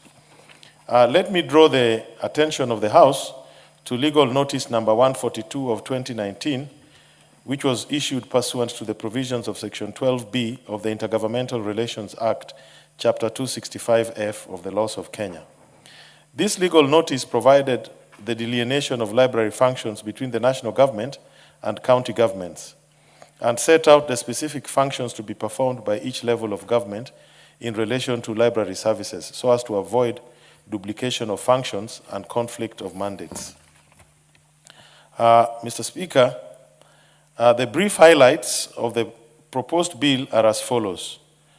The bill defines a library as an organized collection of information resources accessible to users either freely, for a fee, or through membership system. And the objective of the bill is to establish libraries in each county so as to ensure that learners and the communities within the country have access to educational resources and information, to promote literacy in counties, and to support education, cultural, and research activities by providing the necessary resources and facilities. Honorable Speaker, the role of county governments will be to support the development and effective operation of county libraries through their county integrated development plans by mobilizing and allocating adequate financial and other resources for library services and collaborating with relevant entities to promote capacity building for library staff and resources mobilization, and providing the necessary resources for the training and professional development of county library personnel. In other words, the bill requires that each county shall establish a directorate of library services whose functions shall be as follows: to establish, develop, equip, manage, and maintain physical and electronic libraries, including acquiring and preserving library resources; promote equitable access to information through technology, responsive library services, literacy campaigns, and initiatives that encourage reading, writing, and publishing in local languages; advise the county government and other public institutions on library services; coordinate library service delivery, document county information, and undertake research to improve library services; facilitate the training and professional development of librarians, support school and institutional libraries, and collaborate with other libraries to strengthen library services. And finally, the County Directorate of Library Services will be expected to promote inclusive access to library services, particularly for persons with disabilities, publish county bibliographical and reference services, and perform any other functions as assigned by the Act or any other written law. Mr. Speaker, all property acquired for purposes of a county library shall vest and be held by the respective county government. And a County Directorate of Library Services may recognize a voluntary agency library or a school library and may offer them technical support and assistance. And the county executive committee member responsible for library services or education shall have the power to make regulations. Honorable Speaker, the committee held various public participation forums. In particular, we met with the Office of the Attorney General, State Department for Culture, the Arts and Heritage, Kenya Law Reform, and the Kenya National Library Services. While the stakeholders largely supported the bill, they raised a few issues of concern. Number one, they expressed the need for explicit coordination between the county library systems and the Kenya National Library Service. The inclusion of digital formats of books and the need to set clear functions of the National Library and county libraries so as to eliminate the possibility of conflict of mandates. Honorable Speaker, the committee deliberated on the bill and submitted a report which was tabled before this House on 18th June 2026. The committee also made the following observations. The existing Kenya National Library Services Board Act 225 was enacted prior to 2010 Constitution and does not adequately align library services with the devolved system of government. We also observed that the County Library Service Bill fills an important legislative gap by providing a framework for the establishment, management, and regulation of county libraries. We also observed the County Government Act, Chapter 265, gives the County Executive Committee within each county the power to determine the organization of the county. Therefore, it is not necessary to provide for the establishment of county directorates of library services. The committee also observed that there remains a critical role for the national government in maintaining and coordinating a national library service through which the Kenya National Library Service, particularly in relation to national policy, maintenance of the national bibliography, preservation of national publications, digitization standards, research support, and inter-county coordination. But also international collaboration should be left to the national government through the Kenya National Library Service. The committee also observed that there's need for clear coordination and cooperation mechanisms between the national government and county governments in accordance with Articles 6.2, 186, and 189 of the Constitution. And finally, the committee observed that the complementary existence of both the Kenya National Library Service and the national under the national government and the county library services under county governments will ensure effective and coordinated delivery of library services throughout the country. The committee, however, will recommend certain amendments at the committee stage so as to align the county library functions with the legal notice that I mentioned earlier. Some of the proposed committee stage amendments will address the following. The definition of the library under this particular bill will be expanded to include digital formats of books. And we propose to amend Clause 3 of the bill to ensure the establishment of libraries in each sub-county, meaning the constituencies for members of parliament, to ensure access to knowledge resources. We'll propose amendments to Clause 4 to provide for the role of county government so as to provide the functions of county governments as expressly contained in the legal notice number 142 of 2019 aforementioned. And finally, deletion of some clauses providing for the establishment of county directorates of libraries so as to allow each county to organize itself in a manner it will perform the library services function. Honorable Speaker, this House will recall that on 1st July 2026, we passed the Kenya National Library Service Bill, National Assembly Bill number 20 of 2023. The bill provides for the repeal of the outdated Kenya National Library Service Board Act, Chapter 225, and establishes the Kenya National Library Service. The bill also sets out the specific functions of the national government in relation to the library functions. These functions of the national government are already aligned to the legal notice number 142 of 2019 aforementioned. Honorable Speaker, the Kenya National Library Service Bill has since been forwarded to the Senate for consideration. The committee therefore would urge this House to expedite the conclusion of this County Library Services Bill and send it back to the Senate so that the Senate can consider the two bills together, having specific regard to the distribution of functions as contained in the legal notice and, of course, the fourth schedule of the Constitution. Honorable Speaker, permit me to conclude by stating that the County Library Services Bill provides a critical framework for strengthening library services under the principles of devolution. Its enactment will enhance access to information, promote literacy, digital inclusion, research, innovation, and preservation of indigenous knowledge, while ensuring coordinated and equitable delivery of library services across the country. Honorable Speaker, I beg to move. I would like to request the Honorable Robert Basil, Member of Parliament for Yatta, to second. Thank you very much, Honorable Speaker. Thank you. The Honorable Robert Basil. Thank you, Mr. Speaker, and thank you, my brother, Honorable Karoli. Mr. Speaker, actually we are in the same committee, and that's why I rise to second this particular bill, the County Library Services Bill, Senate number 40 of 2024. Mr. Speaker, this bill strengthens the role of county government, particularly in line with the fourth schedule of the Constitution, which puts library services as a devolved function, Mr. Speaker.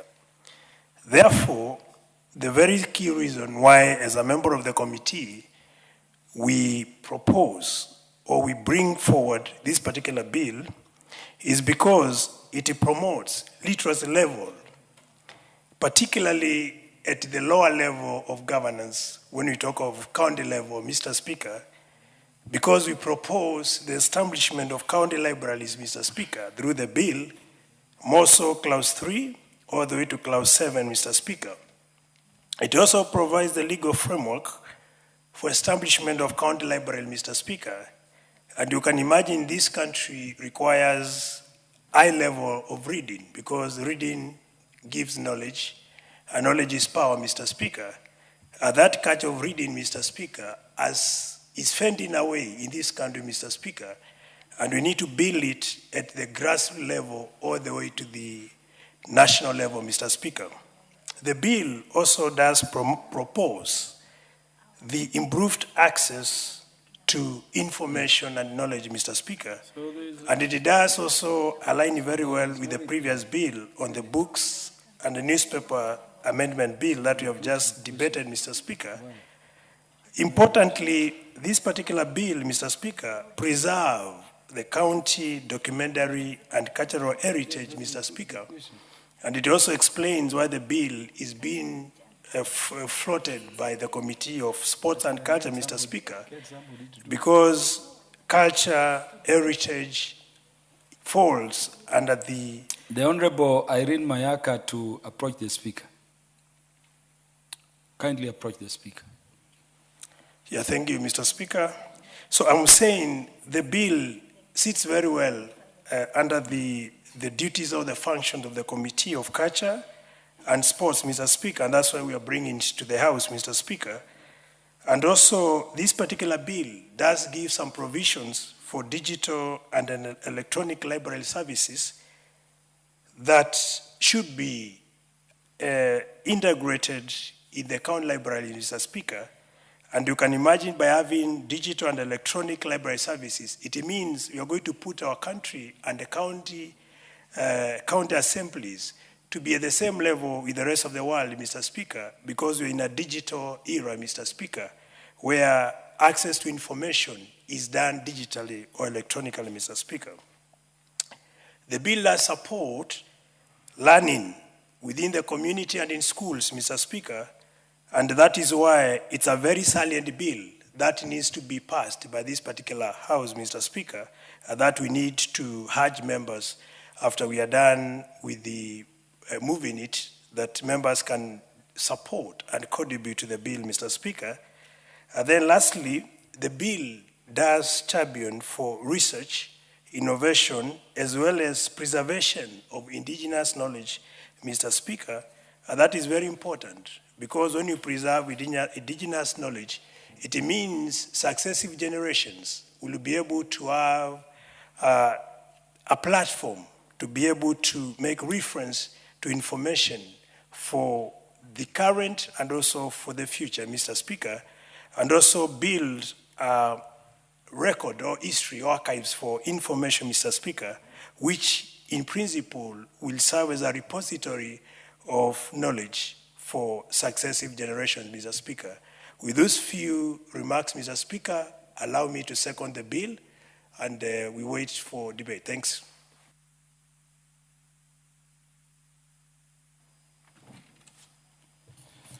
Honorable members, I propose the question. The County Library Services Bill, Senate Bill number 40 of 2024, now read a second time.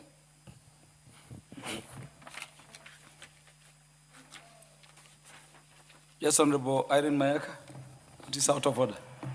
Thank you, Honorable Speaker, for indulging me. Honorable Speaker, I'd like to move under point of order 96 on adjournment of debate, because I feel like this is a very, very important bill that needs to have enough time for members to be able to debate. And I therefore propose that we adjourn debate to a future date. Thank you. The honorable members, standing order number 96, 1, under which Honorable Irene Mayaka has moved, provides that a member who wishes to postpone to some future occasion the further discussion of a question which has been proposed from the chair may claim to move that the debate be now adjourned, or in the committee of the whole House that the chairperson do report progress. I therefore now put the question following thereof that the debate be now adjourned. Will as many as are of that opinion say aye? Will as many as are of the contrary opinion say nay? The ayes have it. What it means, Honorable Karoli and honorable members, is that further consideration of the matter appearing under order number 15 has been deferred to such future time as the House Business Committee will schedule it for the House's deliberation. Next order. Order number 16, the County Assembly Services Amendment Bill, Senate Bill number 34 of 2023, second reading. Do we have the chairperson, Departmental Committee on Labor? He's made a request, I'm informed, which has been acceded to, that we defer the consideration of the matter under order number 16 to such future time as it will be scheduled for the House's consideration. Next order. So deferred. Order number 17, motion, report on audited financial statements of selected state corporations in the energy sector. The chairperson, Public Investments Committee on Commercial Affairs and Energy, Honorable Kosing, did request the Speaker to defer the consideration of this matter to the future, and the request has been acceded to. The matter appearing under order number 17 is accordingly deferred. Next order. Order number 18, motion, third report on the status of reports on petitions and resolutions. Honorable members, the matters appearing under order number 18, order number 19, order number 20, order number 21, and order number 22 are hereby stepped down for consideration in future as and when the House Business Committee will schedule them for the House's deliberation. And the Speaker is doing so for the convenience of the House. Let us be upstanding, honorable members.